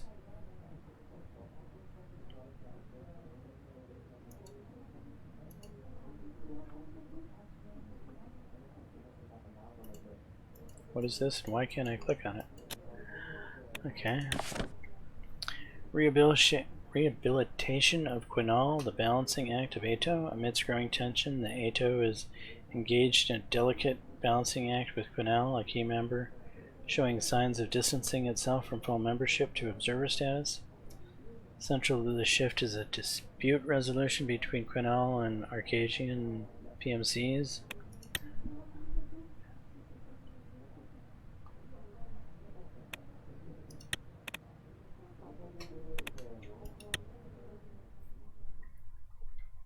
Sergei drove us to the city of Gen, the stronghold of Sordish nationalists, for an event organized by the opposition party to discuss current events. In reality, it was probably a publicity stunt to show Swordland that the leaders of the assembly could sit around the same table. The National Front Party, which governed the city, undoubtedly had the biggest hand in the organization of the meeting. It was a coincidence that it fell on Victory Day. Today was a day of special symbolic importance for Swordland. Every year on the 14th of March, proud patriots from all ages gathered to celebrate the end of the Sordish Civil War and Tarquin Sol's victory. Gen had survived one of the worst atrocities of the war, and its Victory Day celebration were the most jubilant in all of Swordland. Originally, only Peter and I were scheduled to attend, but after learning about new developments with the Ishval Urson case, Neo Morgana was invited as well. Representatives from both the PFJP and the NFP had told us they wanted to talk about the case in more detail. Nia departed Wholesword first. Peter and I left our own a little later. Peter was sitting next to me in the presidential car, skimming through the morning newspaper in silence. Suddenly, Sergei rolled down the soundproof window. Mr. President, Mr. Vice President, we are about to arrive at the Gen Center of Culture. Miss Morgana had already arrived, and she'll be waiting for you already. Peter raised his head and looked out the window. He folded the newspaper and laid it beside him. Wow, that was too comfortable of a drive to have been this fast.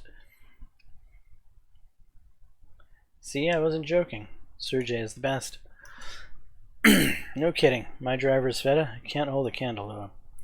Although, I sure wouldn't mind navigating her dangerous curves one day. Oh, Jesus Christ. Nah, I should ride with you guys more often. I can't believe I could actually read on the go. You are embarrassing me, sir. I'm no special man. It's the Kadila. Sergei took a left turn and drove through the tiny streets of Gen. The city looked surprisingly clean and well maintained. There was no sign of the destruction of the city suffered during one of the heaviest battles of the Civil War. We slowed down in front of the colorful plaza, overlooking a massive concrete building with a giant sign that read, Gen Center of Culture. Looks like the NFP mayors have really transformed the city. Wasn't this an abandoned warehouse for the longest time? I believe it used to function as a rebel militia base during and a little while after the Civil War. Oh right, the Black Battalion. Let's not sour the mood with memories of the Civil War.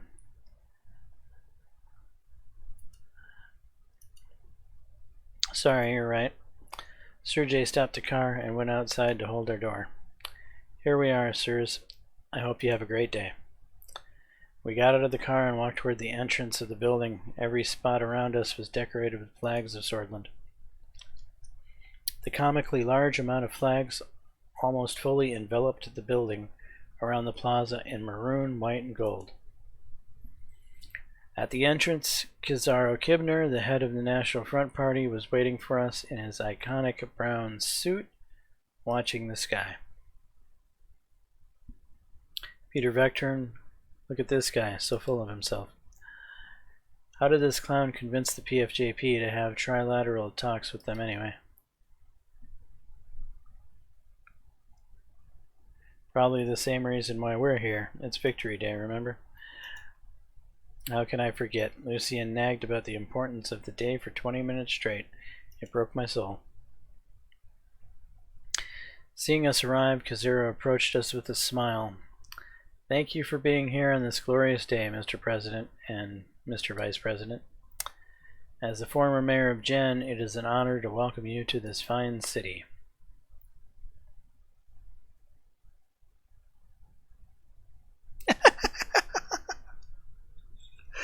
Oh, that's too funny. I have to say it. It looks like you were a good mayor. Maybe you should think about running for local office again. Thanks for the kind words, but I'm sure I'll do an even better job as president. Besides, as you can see, our current mayor doesn't need my help. We shook hands. Peter Vectern, thanks for your organizing this, Mr. Kivner. The representatives of the PFJP and Minister Morgana are already inside the private meeting room. Hopefully we'll be finishing before the festivities start. Casaro gestured at the door behind him. Shall we? Please. Just follow me. We entered the building and walked through the massive conference hall until we approach a door towards the back of the building. We'll have the meeting here. Casero opened up the door for us and entered the meeting room. PFJP leader Franz Richter and his deputy Manoli Suhail was already seated on the left side of the table. As soon as we entered, Nia came to greet us. After showing us seats, Casaro sat down next to his deputy, Remus Holstrom. This is such a meaningful day. Thank you for coming here on behalf of your parties. But despite the festive atmosphere, we and the PFJP want to raise a few important concerns about the worrying state of affairs in Swordland. Casero stopped for a moment and checked his notes. Very worrying indeed. Mr. Richter and his analysis have been working on the analysis of the blood problem. As soon as they brought it up, we gave our support without reservation. The blood problem? Mr. Manoli Suhail, I'm sorry to interrupt, but the analysis is about racism and radicalization in Swordland, and our main topic is the case of Urson versus Swordland. Please don't try to spin it. Of course, Miss Suhail, Mr. Holstrom. Just wanted to point out that this analysis was focused mainly on topics related to the Bloodish people.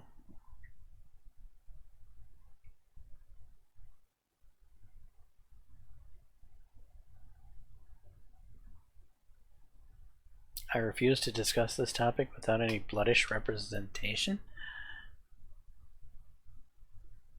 That's interesting.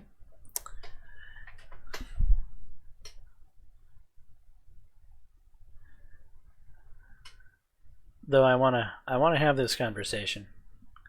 Granted, I would love to use that one. Why are we discussing this on Victory Day? It seemed fitting.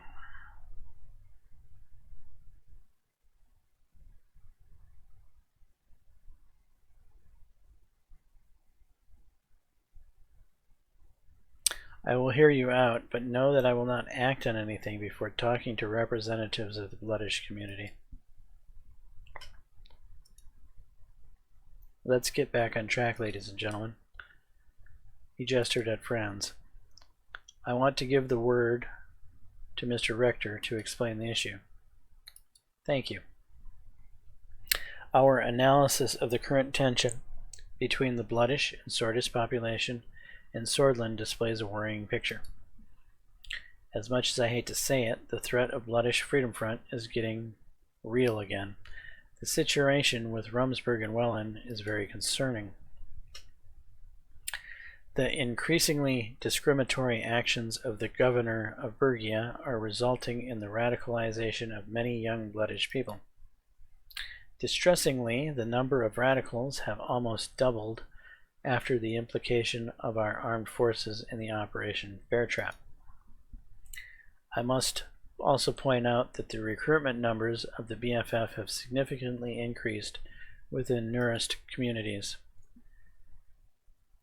Peter frantically looked through his papers.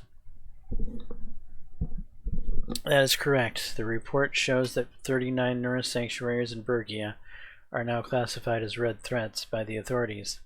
Many priests in the region are also suspected of having ties to the BFF. The Religious Harmony Bill would have directly crippled this network they established within our sanctuaries, as the threat the BFF poses is a direct one. This issue requires direct action that would bear direct results. I'm disappointed by the lack of action by the USP administration.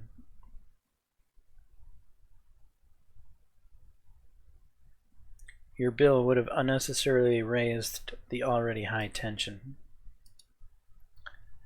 You did well by vetoing it, Mr. President.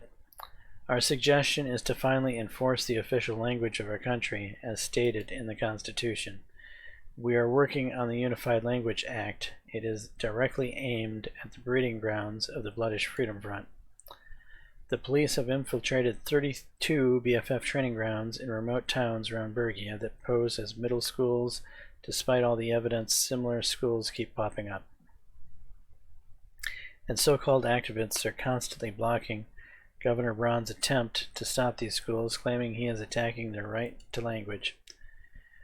You can't take away the Bloodish people's right to be educated in their own language. This is insane. Please read the proposal carefully. It does not take away anyone's right. It only gives the state a way to control the radicalization in these schools that teach Bloodish nationalist propaganda. And according to the Constitution, the language of Swordland is Swordish. If nothing is being done to enforce that, we are breaching the Constitution. This law simply enforces it. With all due respect, Mr. Kibner, this bill is not strong enough. The Bloodish language should be completely banned. You know, people like Miss Sewell and Miss Morgana will never even vote for your watered-down bill.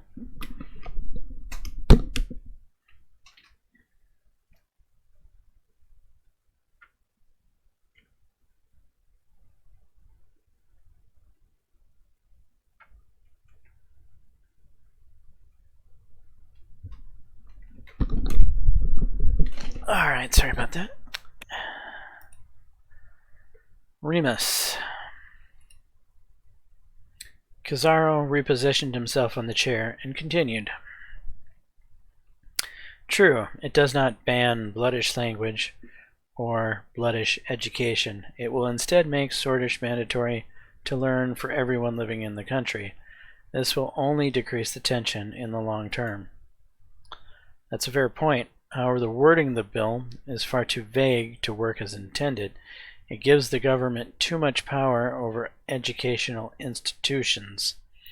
I disagree. The language is quite clear and is in line with the Constitution, but we can still improve it, of course. It is true that it gives more control, but it's a necessary compromise.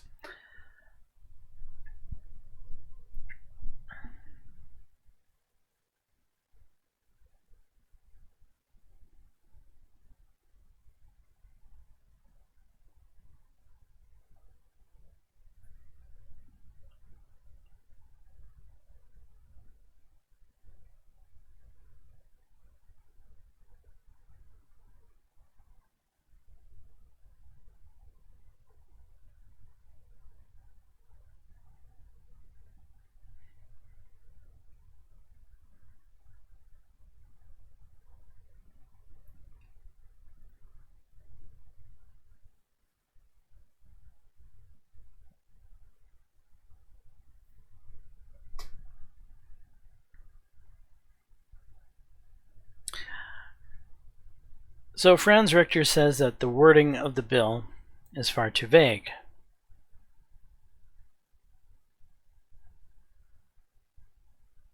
But yet they don't show me the wording of the bill. So how am I supposed to know if I want to support this bill or not without knowing what the wording of the bill is? True, it does not ban bloodish language or bloodish education. It will instead make Swordish mandatory to learn for everyone living in the country. This will only decrease the tension in the long term.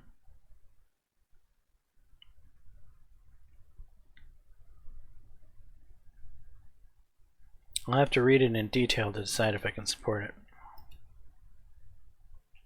The PFJP will not allow this bill to pass the Assembly. Let's not make statements that the party hasn't agreed on yet. Manoli looked furious. She opened her mouth to respond, then read the room and closed it again. As if the PFJP has the influence to change the outcome. If I may continue with our analysis. The situation is also connected to Rumsburg. As everybody already knows, in the case of future incursions, BFF forces in Swordland could become an existential threat.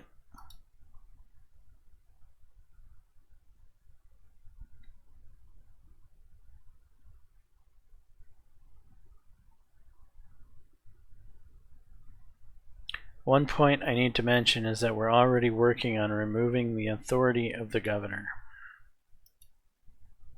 That's surprising, but great to hear. We have to do something about it because the reality is the secessionists are on the rise.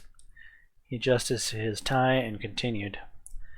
That makes dealing with the armed militants crucial in the short term. I'll be honest, I myself have underestimated this threat, but judging by the current climate, a spark is all the BFF needs to start violence on a mass scale again. Our analysis matches with what the Ministry of Interior shared with us, but despite this fact, we believe the Ministry is hiding information from us which is actively fueling the tension behind the scenes. As much as I now support a strict response against the BFF, it must also be coupled with the expansion of rights for the bloodish people. This is the only way to fight against radicalization. That is BFF propaganda. What rights are we talking about here? What can a sword in Swordland do that a blood can't? You are using soft language as a cover-up for your willingness to negotiate with terrorists. You are a BFF apologist, Mr. Richter. Remus shouted the last sentence. Peter tapped the table to get his attention. Please, don't raise your voice, Mr. Holstrom. The mood in the room had turned sour. Is the USP that desperate for Mr. Richter's support now? Manley bellowed out a loud laugh. Mr. Vectorn is the last person to sway the PFJP. What is that supposed to mean?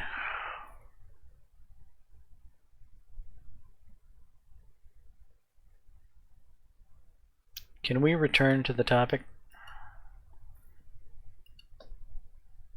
You heard the man. Please finish your point, Mr. Richter. Yes, our administration should take all possible opportunities to expand the rights of our bloodish populace while stamping out the BFF militants in parallel. This must be a long-term strategy. However, we require your support with a more pressing matter. This might have very significant consequences for our bloodish citizens and may serve as a dangerous trigger if we're not careful. Franz gestured at Manley. She carefully placed several pieces of paper in front of her. Mr. President, Mr. Vice President, and Miss Minister, as you already know, there's a major Supreme Court case at the moment. Ishvil Urson is suing the governor of Bergia, Felix Braun, for infringing upon the liberties of the bloodish people and demanding that the Constitution be revised.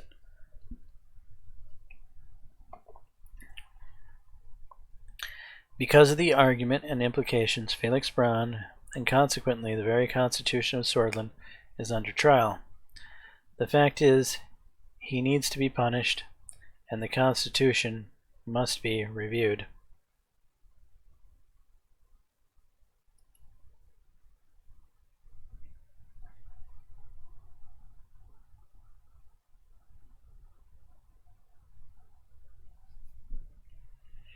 I'm aware of this case. In fact, we are already working on revoking the current special zone status of Bergia. That's great to hear. We would be very happy if you can share the details once they're more concrete. We will definitely give support to that when the time comes, Mr. President. However, the case of Ishval Ursin has a bigger reach than Bergia. Naya raised her hand and spoke. I was actively involved in this case. Because of the implication with the Constitution, there is no way the Supreme Court will agree with Ishval Ursin on all of the points. Not if all three parties of the Assembly support Ursin. Together, we can put pressure on them, and we only need them to agree on a few of those points.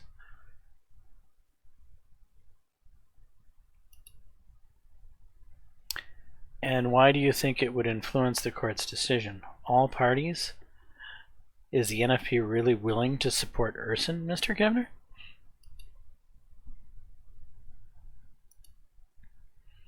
For peace and harmony in Swordland, yes. But perhaps we must clarify the details first.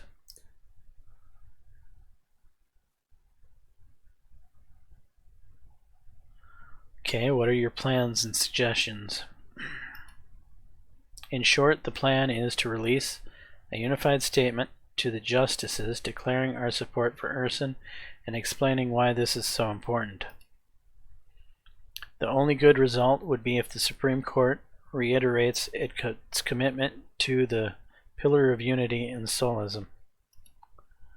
Mr. President, despite previously being against it, I now completely understand why Swordland still needs Solism. We need unity more than ever.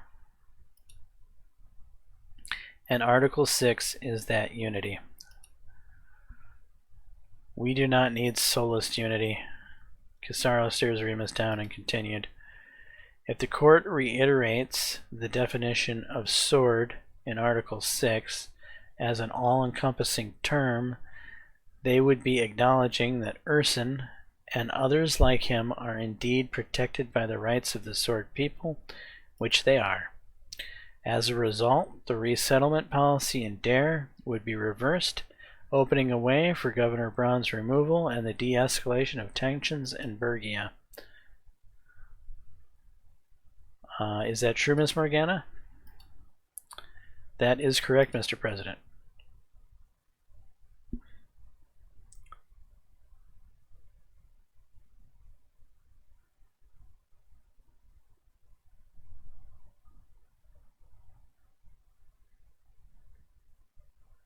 That actually makes a lot of sense. It can work for the time being, but I believe we can push for a more comprehensive outcome. Exactly. Our current constitution fails to recognize the Bloodish people. It's time we abolish the inherent racism in it. The citizens of Swordland are swords. The Constitution clearly defines that in Article 6. It encompasses everybody. That shouldn't be up for debate. What racism are you talking about? Solism is based on civic nationalism, not ethnic. I do not understand why someone would go against such a broad and inclusive law. I don't see the commies criticizing their identity in Cortana when in fact that country is filled with different ethnicities.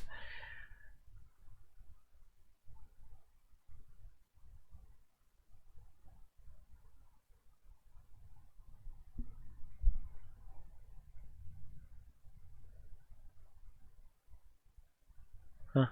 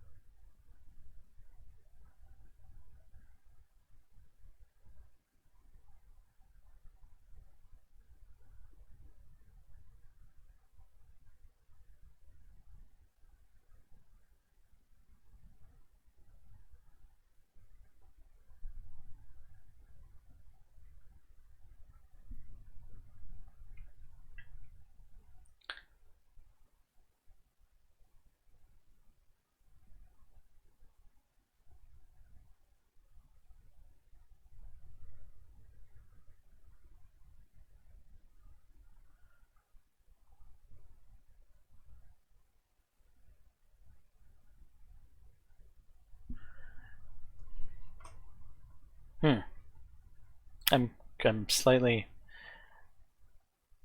I see your point, but I still don't understand why the NFP suddenly had a change of heart. I disagree. This case is important for the greater good of the Swordish nation, and that is what the Nationalist Front stands for. All I'm asking is if even in United Cortana, the socialist doesn't call himself before Cortanian, why is it that Bloods cannot do the same? Why does Swordland have to be divided? You have a point, but I must point out that Cortana is the word for a geographic entity, not unlike Sword. What is Swordland? You can subscribe to whatever idea you want, but if you are a citizen, you are a sword. That is how nations work. I agree. The reality is the Bloods do not respect nor recognize the laws and authorities of Swordland. They'd rather separate themselves from swords and protest the very laws that protect them, so they can cry about injustice and ask Swordland enemies to come and save them. I personally do not agree with the Bloods or Swords solo scrap. I can't believe the words being thrown around at this meeting.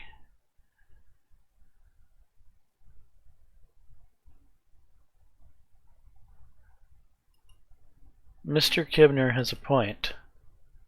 He has, but our proposition as PFJP is that Article 6 does indeed discriminate against non-swords.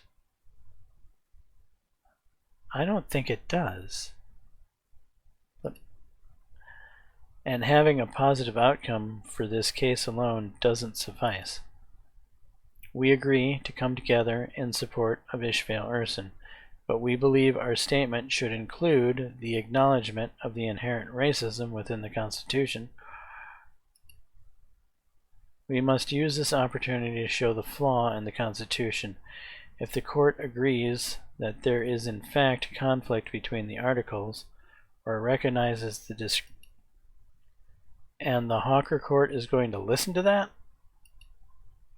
Besides, we do not agree with your inherent racism hogwash.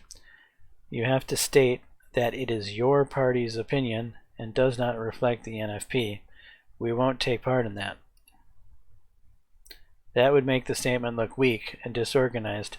If there's no consistent strategy, I don't think it would work.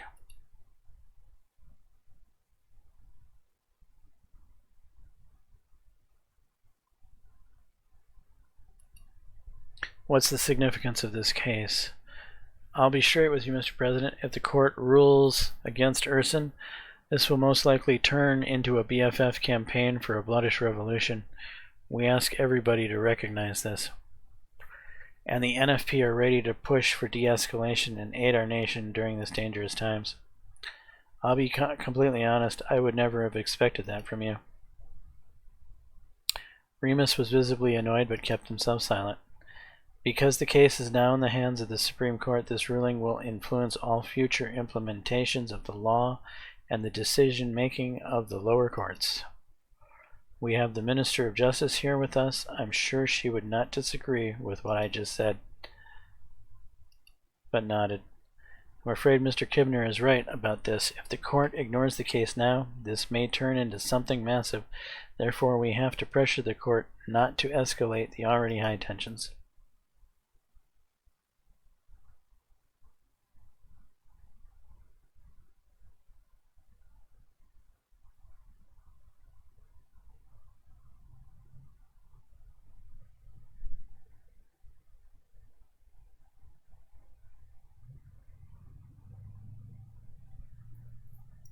What do you really think will happen if the court ignores it? Well, we've already said that several times. There's going to be a big BFF revolution. Another all-out BFF rebellion. In my opinion, that would be the preferred outcome. If enemies do truly live within our borders, I'd rather have them show their true faces earlier than later. That is exactly what those damn rums want. They are ready for war and waiting to use the tension inside Swordland against us.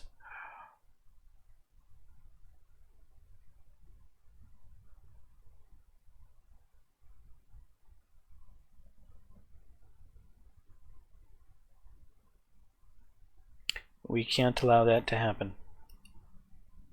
We definitely can't. What is the most likely outcome of Didn't I already ask that? First most likely outcome is the Supreme Court completely ignores the argument and rejects it in its entirety. If they ignore all of the points and strike against Urson, Governor Brown will be free to follow his discriminatory policies, and in possible future cases, the court interpretation of the Urson case will be the basis of all future rulings, which opens the way of suspending the rights of non-swords. It would effectively erase any progress that has been made regarding bloodish rights and will embolden anti-bloodish proponents to follow their actions freely.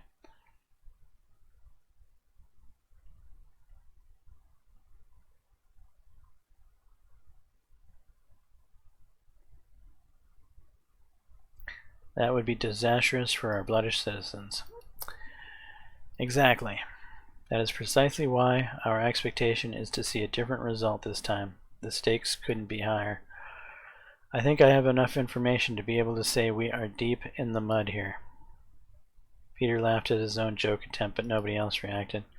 Well, I think the NFP stance could do some good for the bloodish without provoking the establishment, but even that might be risky right before the vote. But the PFJP stance is too radical. I think it will only antagonize the Supreme Court even further and make them give a worse ruling. I think it might be better to keep our administration out of this. I'm not sure if it's worth the risk right before the vote for our reforms. You might lose all of our progress, but the decision is yours.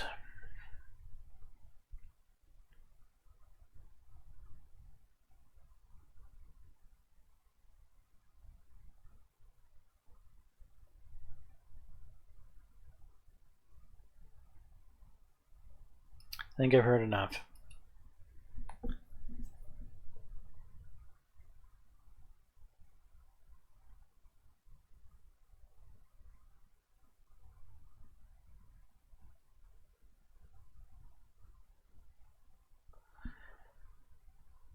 The USP will join the statement. We will argue that the bloodish people are considered swords before the law, as Mr. Kibner suggested.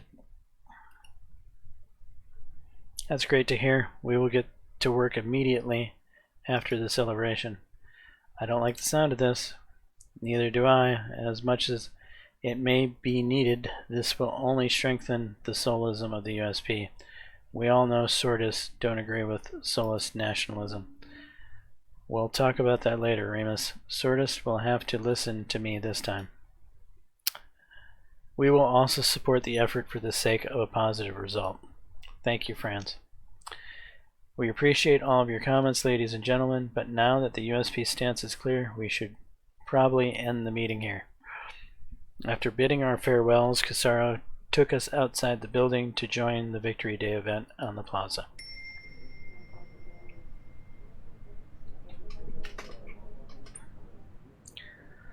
Okay, that was an unexpected. I don't remember that happening either.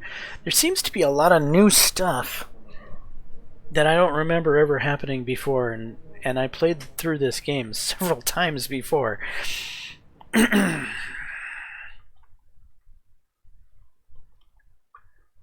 Anyway, I pretty much enjoyed that, and holy cow, this episode is getting long. Yeah, we're wrapping it up here, folks. Anyway, I'm James Johnson, aka Softwareblade. This is my content. Hopefully you're enjoying it. If so, please smash that like button, consider subscribing, and until the next time, all, peace.